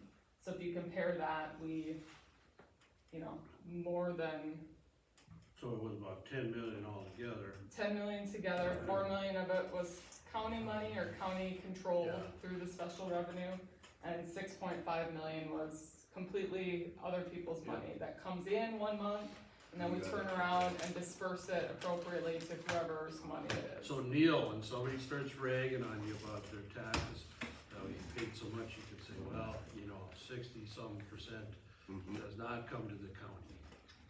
The county has to collect it, then it goes to the school districts and School states. districts, fires. It's not all, so most of it is tax dollars. Property tax represented 5.3 million. State shared revenue was almost 1.2 million, and that's, Where are we at on this page? I sent this in an email, I didn't print it. alright. So this is, I'll believe it. State shared revenue, what are examples of that? like the portion that we get, so when somebody buys their vehicle registration, they come in and they pay a lump sum. Well, some of that we can keep, most of it we send on, so you see that in those motor V checks every month. So that is somebody else's money that we're remitting to them, back to the state. So that counts as state shared revenue, it's also, So what's the percentage there in states? Oh. Maybe 20-ish, and then it's a little, so we send it all, and then some Then of they it, send it back. some of it comes back quarterly, and then we have to disperse it out to the townships, but most of McPherson County is unorganized, so we do retain a portion of that, and that's based on road miles and same with the city. So some of that money a lot of it comes back, and then we divvy that back out to townships and cities on a quarterly basis, but retain some for the unorganized portion. It's also clerk of court fines, a bunch of that goes to the schools. So is there a lot of townships that aren't? Two now, right? There's only 2 left that are organized. Okay, so There's 32 that are or 32 Right total. up here, Huffman Township is ours, and then one right to the north. But really, we had a township meeting the other night, and, I think there's 11 people that live in the township. We have like 6.5 miles of road, and it's almost all driveway. $20,000 is all we have, we really should disband. eventually it'll happen. Sid, what was the reason for that years ago? I Keep- guess I, to keep until I became a local- commissioner, I didn't know. No, Keep so- locally, you could have locally controlled. Yeah. Well, I mean, this is local control, but that was one step further. For Huffman Township, I think it was, they were having trouble getting the roads taken care of up there. To the county? Yeah, the Okay. county wasn't, so I think in 52, they built that road going by our place, of course, it was rebuilt again in 70. But, in 1953, then they started the township to build all the driveways. Heck, they even bought, cattle crossing gates for everybody's driveway. And then they just kinda took care of the driveways and stuff. So Since then. did you get the tax money from that? Mhm. Oh. Yeah. Yeah, Okay. yeah. So if those We can townships opt out. levy a tax, when Yeah. somebody comes and pays their tax bill, the next month, we distribute out whatever. Yeah, part of that. There was $50 of your tax bill that would go to your organized township, we remit that check to that township, yeah. But there was roads in them townships that were county Right. owned and maintained too. Right. And then like the east side of ours, we're with Coto Township, we split the expenses, the county pays for it, and then we get a bill from the county for the. So people have to blade their own roads, gravel, and? We usually have the county do it and they charge us, Oh.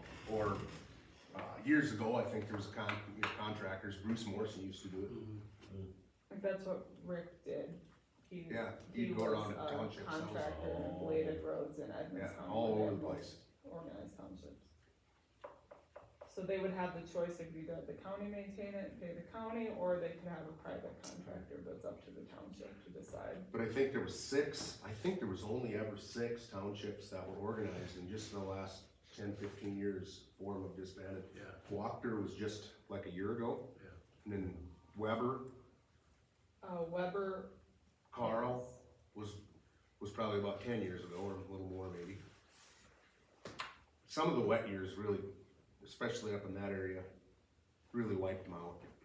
Their culverts were washing out, they had no money to put them back in. Oh, sure. Yeah, it was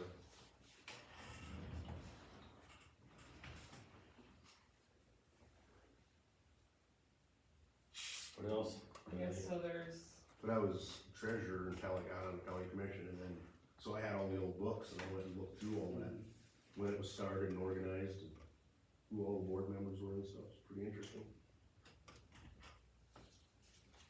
yeah, tax money, schools, bank franchise taxes, the gross receipts taxes that FEM and Northern Electric pay, the wind tower that the Leola School gets. Well, how much is the? Yeah, what's that amount, or do you know? For the Leola School, last year it was almost 142,000.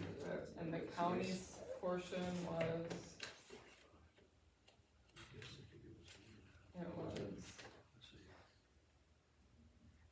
that's on line 33516 on the exhibit 4, it was 99,352. And Wacker Township, it was, the county gets 35%, so the school gets 50%, whatever school district the tower is in gets 50%. The county gets 35, and the organized township gets 15%. So any tower that's in Wacker Township, they get 15% of that So yeah, tower. like 45,000, I think, or something like that, Yes. a year. And how long is a wind turbines? 10, 15 years? You mean for their life, or how long they're gonna pay Yeah, I taxes? mean, how long are they gonna be paying taxes? I think as long as they're there, Yeah. As long as it's a they're property spinning? tax, yeah. Okay.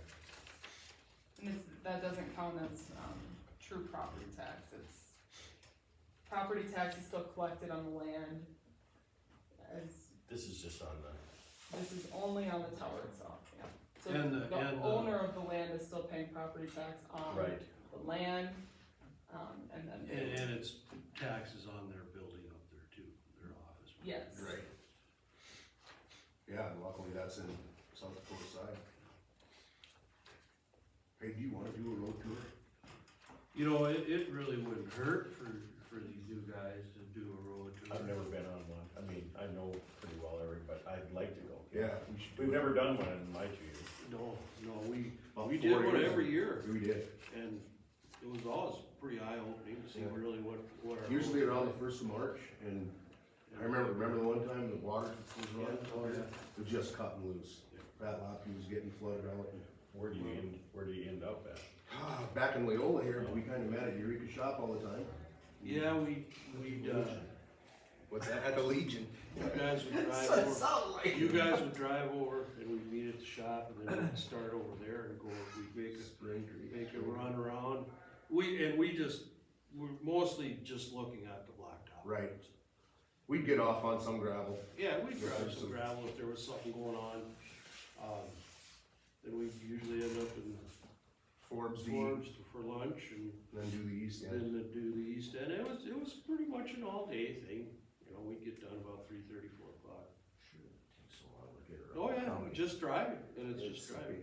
What do we got for a vehicle that we could use? Probably that assessor's pickup, couldn't we? The county Yeah, pickup. yep, that's in the garage down there. Yeah, we could do that.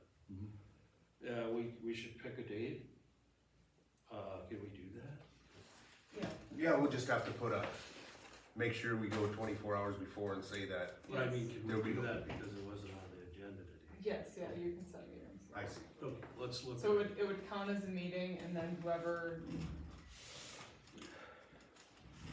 in the past, you've never made any motions. If you would make a motion, then you have to, Take minutes and No, stuff. what I'm saying is, can we Oh, do that today? yeah, yes, To you set can up set a meeting today, yes. because it wasn't on the agenda. I got it. Yes. I see what you're saying. Yes, Okay. you I'm can good set, with it. I don't care. you can set special meetings You're at the one any that's gonna time. get in trouble. Oh, yeah, I mean, Lindley it's said no, we could do it. it's no different than a special, like the special meetings the last two Fridays. You just need to- dig for Okay. I need to know 24 hours in advance to Right. post. Sure. We have to post the meeting spot, so then any member of the public could Right along. come Get on right the in the road back. tour as well. So I'm looking Might at need a bus. the 10th or the 11th, it's supposed to be 66 and 68 degrees. Okay, That would be great for the cabin situation. I don't know. Or any day on either side of that, it's gonna be all 50. What'd you say? I don't know if I would. 9th, 10th, 11th, 12th. 10th, 11th, and 12th, I don't think it No, 9th is Sunday, so that. We're talking March now? would be. Yeah. That's next week. Oh, you know Ninth what? is a Sunday. The temperatures all look good. Will Friday work? Yeah. This Friday? Something going on. Holy, HOLI, whatever that is. I got, No. my Can't do it father-in-law Friday. passed away Oh, okay. last night, so I'm not sure. You're not sure. We got family coming Okay, home, I got. well, we better go beyond that. How about next week, Friday? Yeah, 13th? that one looks like a. 14th? 14th. How's that look for you? Probably open. 14th, Mark? I don't have anything right now, but Well, let's tentatively plan for a road tour on March 14th. Okay, beginning, No, Beginning probably 9 o'clock over at Eureka Shop. You guys come over with the pickup, county pickup, yeah. and then we'll end up back. Over Yeah, there, you yeah. always had it. So we always Straight say, back. Yeah, I'll just say that there'll be no agenda items. yeah, I'll say Well, the purpose is only for the road We'll tour. have to take Supposed to notes, keep the notes, yeah. right? In the Gosh, past, Dennis I used to just, have a whole page of them. Remember that? I did. You did it, I that's did. right. I wrote something on every road that we were on. Yeah, I got tired of that. yeah. Believe it. And really, we should. Beans we haven't done in a long time, somebody should just have a notebook and just write, well, this road has a lot of spider crack in it, needs, or we should grind this road or whatever, I'll take notes. Okay. Unless Alright. Lindley wants to ride in the back. She'll make us ride in the back. Yeah. Of a bus. for Hope the it's warm minutes, that I day. will send along, I will send you the minutes. It actually that has I've a used cover on in it, the so- past. Oh, yeah. It basically says you performed for, Yeah, there you go. and then the time rig started and the time ended. It's from. Tuesday at 9 or 10, 9 you said. Well, we're doing what, county roads? Yeah. Just tell those guys to patrol gravel roads. Yeah. They don't take it anyways. It's just warning. I got pulled over yesterday. Yeah, I was gonna ask Mark, On the way up where? how fast are Right you at driving? I was driving the ambulance. On your way home? You were Yeah, driving we- the ambulance? Got in the bowl. My chicken was He's coming to a commissioner meeting. putting new radio. How fast is So, that? because There's there's 3 weeks. 87. Well, that's what I told him. I wanted Who to get picked to you? Eureka to get the mail. I was like, And I Oh, was whatever. right there. Right there, you kind of Mile stays by in the the paper. cemetery. Anthony and Austin. Going said, 74. I don't know who was Lights picked lit up, but on. I'm I pulled over. thankful that somebody, the lights were up. He just gave me a warning. I took my cruise. Said it would control have been off. 107. Okay. You got any more, Lindley? Wacker Township, that wind tower amount was $42,580 last. So a few years ago, was it 3 years ago, 4 years ago? They actually wanted to use some of those funds, so they offered to gravel all of the county roads within Wacker Township. And then they just hired, Stanley Spitzer, and he gravelled one of those. That was nice. Yeah. That was nice. And that was before, right before they disbanded them, right? Well, no, they're still, Well, Wacker's still going. Gotcha. Yeah, at the end of '23, they had $370,000. So they're a little over their 40%, just a little. I don't, Well, what does the I state think do? we need to get them. You think you wanna disband? Yeah, Yeah, that's disband. I think Ronnie Ersman and Dean Butler would be against it. You think? Well, why are they grumbling about us all the time? They should just go buy a blade and do it Don't themselves. say anything, that's kinda quieted down. Wow, for real? Yeah. I haven't For had that, they can always buy a new one. Well, that's what I'm thinking. Absolutely. Plus they get a portion of the, based on the road miles, they get an allocation at the end of every quarter for that state shared revenue that comes in, we have to divide out a portion to the township. So in that case, the wind towers is definitely. Do you hold that 340,000? No. They have their No, own. they are in control of that money. But you have the balance. They're required to turn in an annual report. with the We county. I just dropped ours off Oh, for okay. now, it's just a month. That's a lot of money. It is. If it was 1.5. Yeah, I wouldn't mind having that. Well, I think next time you're at, I'm just gonna say, hey, you got You need to 340,000. expand. Go buy your own blade or get somebody else to do it. Tired of that. Well, I think the thing of it is, nobody will come up there to do it. Yeah, I know. Buy their own blade.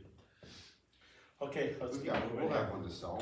Guess Yeah. I'm Actually, done, those high unless you grade have any blades other, are so good. anybody has any Brian Collins questions? is done with his. Okay, what now? Any other questions or any questions? Need a motion to approve all this?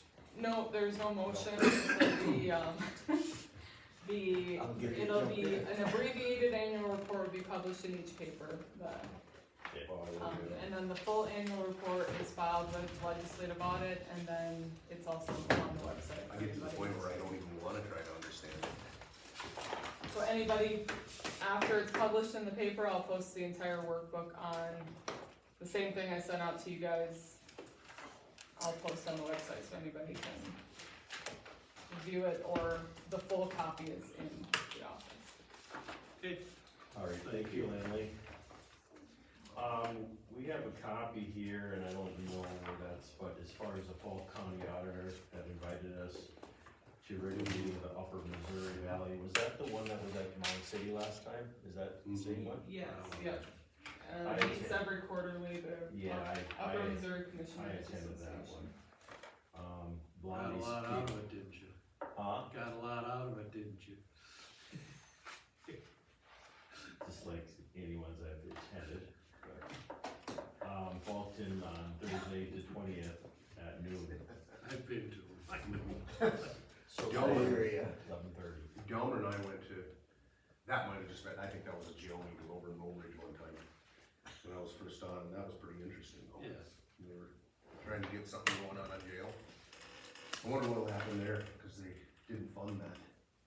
You know, the big one they were supposed to. Oh, really? Yeah, the House of Representatives didn't fund it. At the one by Sioux Falls. Yep. Great. So now they're put together a task force and they're gonna try to figure out if they wanna split them up and, you know. Wonder how many people we'd have in here if we suggested we build a jail. Oh, boy. School, public lands, I put that out, gave that out to everybody. Where's the, oh, that was just a, oh yeah, I saw that. Is that we, You can take it if you want. No, what is this? That's a School, pretty big list this year.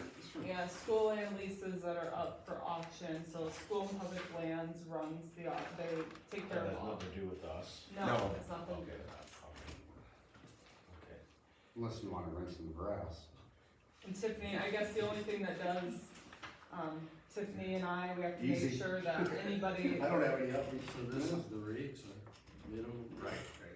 And then we the do taxes on leasees it. have to pay the property tax, so if Yeah, somebody we pay is property tax. delinquent in the Really? property tax, then that lease could get pulled. No? So that's the, I guess, That's the it. main What's function that? that we have. Well, you add on, it's, hey, it's a deal, I mean, it is. We gotta put fence and water on it. Yeah. Yeah, well. Are you limited to? How many years? I mean, Cattle, AUM, No. How about spring till fall, or? is it- nope, we just use it like we use our own. They don't want you to overgraze it, Right. of course, you know. Is this, And then they'll pay for the chemical to spray spurge and stuff. is this an annual Really? thing every year? Annual? This is a 10-year contract. Oh, 10 years? Yeah, if you So bid on this, So you know where you're at? for Yeah. 10 years. well, it'll go, it actually goes for 5 years. Yeah, And then the state sends out a, what would I call it? You sign up again, but basically that's to readjust their rate. So they can increase the rates. If you agree to it, you get it for another 5 years. But if you get run on it, like in 2005, we got run like $40 an acre, that's a lot. Yeah. And, so for the first 5 years, we had to pay that higher rate, and then That's not, then that's when just the leases. state re-upped it, it actually We have dropped to down say- to the average rate. This one just. So it can work in your quite a bit favor, larger or than normal, they can but increase it. There are So some what's the parcels average that are- rate? It's per Close to acre, there. it's right here. Really? Yeah. Don't get any ideas. Oh. Oh, I went to one in Brown County quite a few years ago where Dennis Hines had that Oh, right yeah. by Frank Hines. Brad Hart. Well, no, Brad was there, it was, Oh, no, you. Bresh. They ran it, didn't they? Yeah, well, right, well, so Dennis Hines had it, Okay, and, I remember this. I know Chuck Kessler was there, and Randy Brech. I feel like there was one other person, I was just there for curiosity, but it went up to like 80 some bucks. Well, you gotta pay. Dennis's property head looked like taxes it on was it. a pop. You have to pay the property tax. And he wouldn't give it up. Yes, we do too. Casey and Brooke. Brooke is my daughter. I switched those. So I'm starting to turn the, stuff we rent over to them. Lance has some, and Gary Upland has, so I think we have between the three of us, we use like 2,100 acres of it, probably 17, 18 contracts, cause they go from 40s to half sections. There's a lot of public land. Oh, it's all up in there. Yeah. Well, just look at this map. Stand back and look at this. Look at right up through here, how there's hardly any roads. Yeah. It was never settled. There was very few, if any, homesteads on there. Oh. And I read my great-great-grandpa's, my great-grandpa from 1933, kind of wrote a life story when he come to this country. He came to Yankton. He said that, so he had daughters, my grandma was one of them, they all homesteaded, and when the younger, he had 13 kids, when the younger kids were old enough to homestead, the state took all of the federal land. Oh.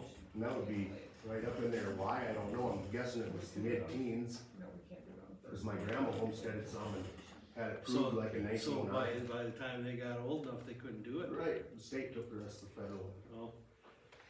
I don't understand, that's just what he commented he made. I really, we didn't. Interesting. Yeah, there's between 12 and 15,000 acres. Really? Yep. And we're landlocked, some land that we bought, has got state land all the way around it. So the pipeline is going through a lot of that? Yeah, it's coming right down, Yes. right where I'm just pointing that way. They're using Change it, every I think. school and they can. And it's some tough country, it's choppy, it's on the edge of the hill. One of the Flacco boys, It's the local board. old men, Oh, okay. Didn't they break up a chunk of land and sell it to the state somehow to make it public land? But they did it in a checkerboard fashion so that with Somebody no could- fences, so there was a 40 for the state, 40 for them. Oh, yeah, oh, yeah. And then therefore, who's gonna want to Yeah, bid Kenny Schaefer against did it? it, right on the east side. Maybe it was Kenny that did Yeah. it. He bought the forties, see, until about 1981, you could list that land and buy it. Yeah, but we're really. And I wish my grandpa and dad would've done it a little bit, you know, it just didn't happen. But anyway, in, I think in 81 or 82, Kenny listed the forties where there were springs and water. Oh. All to the east of us, got it bought, so he's got forties in the middle of some of that school land. That's fine. And nobody else is gonna have any water. That's probably my person. There's more, no, there's more people in it. All right. Yeah. It's kind of a smart move. Yeah, shrewd. I'm not smart enough to do that. Okay. Going down to the bottom, equalization board, we need to meet on the 8th, probably in the morning, because, Mike and Neil and I are leaving probably for Pier, unless Mike is leaving in the morning. We have 8 o'clock meeting in Pier that next day of the night, so on the 8th, we have equalization board. What time? 9? 10? You know what, you could do 9 if you guys want to. Okay. 10 would work better for me, but if you, we It can do doesn't 9. matter, I mean, it doesn't matter, we don't have to. Probably do 10 again then. Okay, 10 o'clock. That'd be the last April one. 10th, I mean, April 8th at 10 AM for the. And then the first would be our regular meeting? At 10 AM. Yeah. Yep, And then May, we usually go back, I think. okay. The 9 o'clock. With that said, a motion to. Repeat that. April 1st at 10 o'clock. Equalization board, April 8th at 10 AM. And then it also, prior to that, it says next meeting, April 1st, on April Fool's Day at 10 AM. Yeah, April 1st. 10 AM, equalization, April 8th at 10 AM. Alright, so there you go. You got it. Alright. Motion to approve the presented, no, do I need that now? You want that now? So we're For going. the claims, we're I'll put getting it to on the road. present. Yeah. Are you ready for them? Yep. Motion to approve the bills, the claims. I'll make a motion. Motion by Mike, second. You know, Second by Neil. All in favor, say aye. Aye. All opposed, motion carried. Let's sign. Not good? I don't know, people were all up clapping. Oh, that's the signature.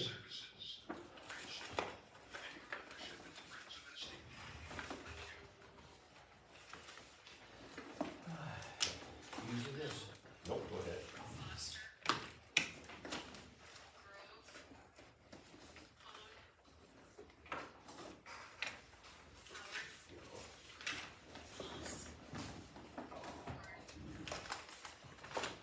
Sid, you said that James Melhoff was against this? Oh, yeah.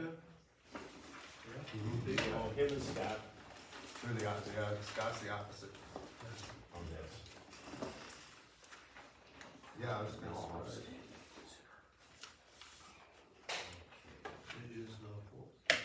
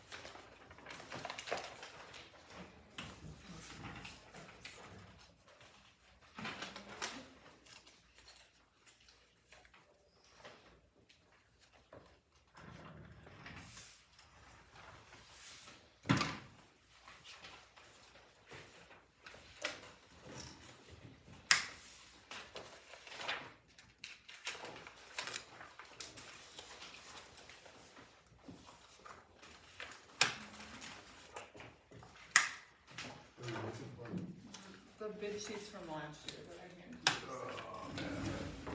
That's up in my. You want, ask them. They were paper clipped together. Yep. never saw it. I think it's these right here.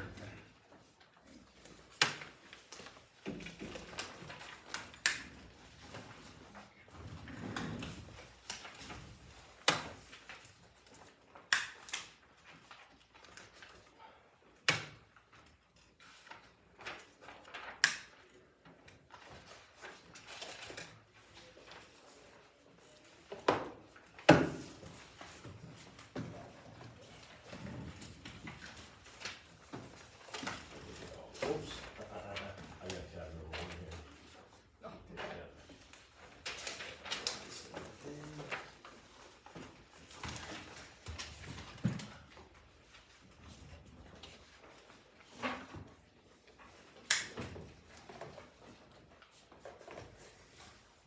Still force, correct? Yes.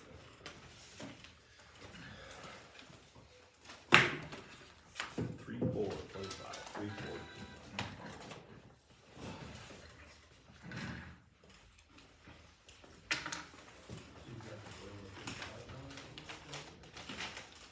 Yes, I don't know much about the boiler. It's still gonna need to be revisited, I think. They just got it up and running.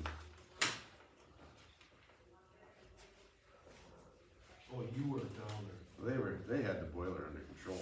They were taking out the well on it, and they did so, but I think it's gonna need to be replaced. Is that a fair statement, Lily? Yes, they repaired the tank, but the recommendation was to make sure it gets replaced in the off-season. Like Sid Meier said that, you know, it might, if they welded and fixed the hole, he said it might last for 5 years, or it might leak again next year. He just, with it being critical to the operation of the boiler, he recommended just replace the tank. It's, but the So tank wasn't in the good new shape. police vehicle came in already? No, it does have a delivery date. It was being built, so we'll just keep the check, and then Dave, whenever it does arrive, then we'll take that and go pick it up. But no, it's not here yet, but it had a delivery date of April sometime, Okay. I believe is what he said last meeting.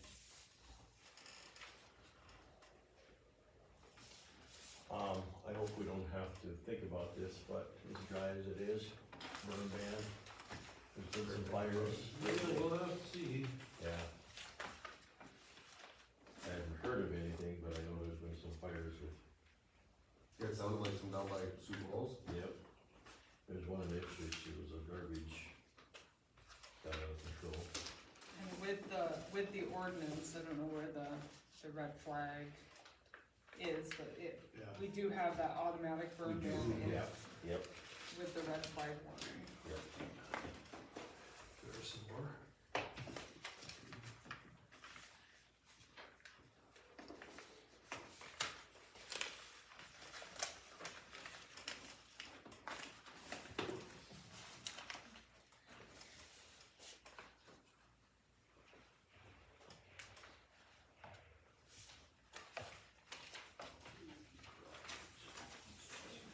Neil, is there a stamper in that drawer? Yes, that one right there. Anybody talk with Rick? I am Rick Bilkey. It's been a few weeks. The only thing that I heard from was Anthony. I talked to Anthony about filling out those questions, and I said, I don't think you're gonna need to. I think I talked to him since then. too. Okay. To see what They may call and ask some questions. I don't think they'll get any questions, but, oh yeah, Lindley, they already worked on some of those questions. And they're gonna, Ryan Swart, that's how you say it. He said he will be getting in contact with either you or me to kind of find out who the go-to people would be if they have a few questions. It doesn't sound like it's gonna be real major. Okay. So none of the they don't need any of those documents? Oh, yeah. Oh, they'll. Yeah, they're working on it. need some. Maybe I'll see for that equipment number, do you want that just written Oh, down? no, that's just a note for Dawn, Oh. yeah. I wrote it down. stay with this. Okay, so Yeah, this one. These all stay with that, so that would be like all of the motor vehicle money that goes. This stays together with that? Yes, yeah. Before I leave, I need a copy of those questions. Okay, I left mine. okay, house on this okay. you got somebody down there answering? Yeah, somebody's looking at that. Ugh.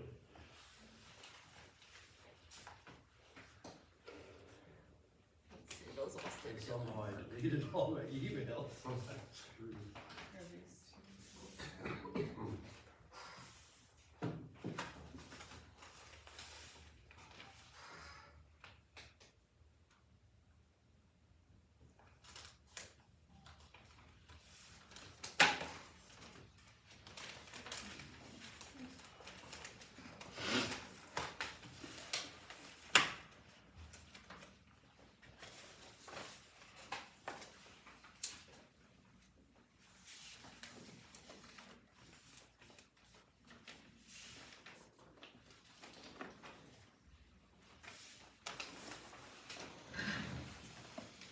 You're done, Bob?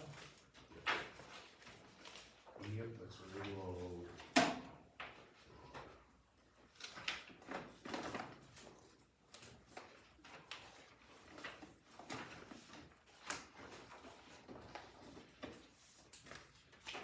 So about 2/3 of the way through our trip, my wife asks me, "So, where do you wanna stay?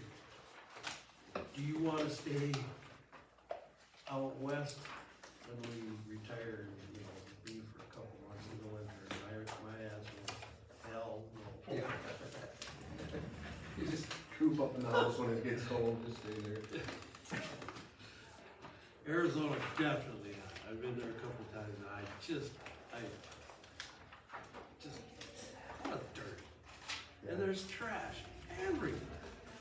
It's gotta be the dirtiest damn state. Where did you end up, Phoenix area? Oh, or Tucson? well, we went through, we started down in New Mexico at my son's place, and then we made a loop through New Mexico and did a bunch of cliff dwellings and stuff like that. And then we went to Flagstaff and stayed there a couple of days, went to the Grand Canyon. I'd never seen that. And that was all nice, but there's so much trash in the ditches in Arizona, it's unbelievable. Then we went through, we stayed at Vegas one night, went to the Hoover Dam, then we stayed at Reno one night. And, Reno was actually really nice, I've never been there before. I've never, that's a very nice area. And then, of course, you get into California, and Northern California is really nice. We stayed at a town called Crescent City, and that's pretty far north. Absolutely beautiful, beautiful shorelines, not nice beaches, but, the rugged rocks, just absolutely gorgeous. And that's where the redwood trees are and stuff. Oh. We went through there a few days. So you were north of Sacramento then, dude? Oh, yeah. That's a very, very nice site. Gas. You drive the 101, then, is that what you were? Yeah, we drove some of that. Part of that? Some of that. I mean, you get up in the northern part, that's all winding roads. Oh, yeah. There's nuts. I mean, there's no stretch. I What? came down from Seattle down all that way, going up That's- to, it was Eureka, or Red. We stayed in Eureka one night too. And then from there we went over, hit the interstate. Yeah. further down. Yeah. Yeah, it was dry. But, I mean, you couldn't go into a restaurant where they didn't have the bathrooms locked. Because of holes. Yeah. Yeah, so you had to ask for a key wherever you Oh, went. yeah. huh? Oh, yeah. Filling station. God. Yeah, they, Alright. even in McDonald's, they had the bathrooms. When we were down in Cancun, we went off that little Isla Mayores or whatever, it's a little 9-mile island. Yeah, He yeah. said we got way over on the east end, there's some ruins there, I don't know what exactly the deal was, never really, they charge you to go out and look at Oh, it. sure. Yeah, it was $3 to go to the bathroom. Yeah. Yeah, they're charging to go to the bathroom. That's I that guess way we here, didn't have a too. choice. I think, There's other places where you I can- think the nicest city that I thought was really nice, clean, was Boise, Idaho. It's really nice. Wasn't on the outside of the Easy to get around in. They wouldn't let me in to see the blue football field though, they were doing some work in there. Otherwise you could go in there. But it was just nice, I mean, it just, you didn't see trash or anything anywhere. All of Idaho was kind of. I didn't realize like Oregon, when you get further east, it's all high desert. I thought it was all trees and stuff, but it's high desert. So you didn't There's get up not into much out Washington there. there? We didn't go out to Cause Washington. eastern Washington is big wheat country. Yeah, so we didn't get that the high. plains and the fields. You saw some farming in places where, you know, the year, it's all hay, that's what they do, hay. And I suppose potatoes and stuff too. Texas, we go in 19, we went down to, flew into Mesa, then in a car, went to my sister's in Tucson for a few days, and then drove all the way over to San Antonio and then down to Mission. That's Okay. what my brother was there. There was some cattle and so, well, basically from El Paso to, San Antonio was just There's- mesquite and. Yeah, there's you not see much some of- long, you know, some cattle out in the distance and, but then from San Antonio down to Mission, you know, there's more grass and there was a lot of Charolais cattle. Yeah. And then when we came back from Mission, we come up to Bandero, which is kind of west of the main, I think it was 35 you took down. I mean, you were driving, it was just a wall of mesquite. It was just, it looked horrible. You couldn't even walk in there. There is so much wasteland out Yeah. there, it's just unbelievable And how then, much. then you'd run into these high fence, and then they obviously had deer or something in there because they had vines along the road that it must be paid for hunting, you know? Yeah. And wow, what Lana just couldn't believe it, how much wasteland there was, how ugly it was. Yeah. The fir trees that grow, it's all over down there. It's just a nuisance. Yeah. That's what they call it. Boy, we're getting the cedars, aren't we? Are you getting them over there so bad? Well, that's what I'm talking about. Yeah. We can see the trees, fir trees. Yeah, we're getting them. I noticed this morning when I come out of the bull lot, there's some growing in the ditch. There's, you know, birds must be dropping the seeds, they're sitting on the fence. Oh, yeah. But it- And I don't think you can kill them just by cutting them off. I think they come back, you know. Somebody was saying you gotta throw a little bit of Tordon right on top of that, Oh. and it'll get them. Well, we drove, when we went down, the weather going across the Rockies was bad, so that's why we went south. Well, we went through Kansas and Oklahoma and Texas, and then New Mexico. But Kansas, we went by this one place, I have never seen so freaking many cattle in my life. That feedlot, it's Pokey feeders, there was 100,000 right there. That might be the one that Brooke and Casey went and toured. And they have four feedlots altogether, 285,000. Yeah, that sounds right. If they had 100,000 in one place. In one place. Yeah, that's gotta And be. it's right along the highway, I mean, it's like, holy shit. You start thinking about how much money's out there. Yeah, it's an The one that they went to, Brooke said they got a really nice office building, it's Oh, actually yeah. 3 stories, and Yeah. she said, we went up to the top and went out on a balcony, and she said, you could not see the end of the pens. No, It was, and neat, everything was yeah, just yeah, perfect. it was very nice. There's a lot of, in that panhandle of Texas, there's a lot of feedlots around that Hereford, Texas area. There's a lot more farming than I thought there would be. Of course, it's all irrigated, but there's a lot of action. But it smells, Yeah. Yeah, you get southeast of Sioux Falls too, you smell. There's a big feedlot by Sterling, Colorado, right by town, right by the city, just on the north edge. We come through there a few years ago, and it was right in the spring when things were starting to open up. Holy smokes, did that city stink. Oh, man, I don't know how people What live kind of ordinances they have. Yeah, I know. Mile setback. Yeah, when there's 40-mile-an-hour winds. Right. And then, Even Aberdeen smells sometimes. Oh, you yeah. get southwest. Yes. Oh, yes. So, All I right, move to pay the bills. we have a motion, we have a second. I'll second. Sid, all in favor, say aye. Aye. Motion to adjourn, so moved. Neil, I'd really like to stay here a little longer. Mike, all in favor, say aye. Aye. Aye. Thank you, guys. Did you get your,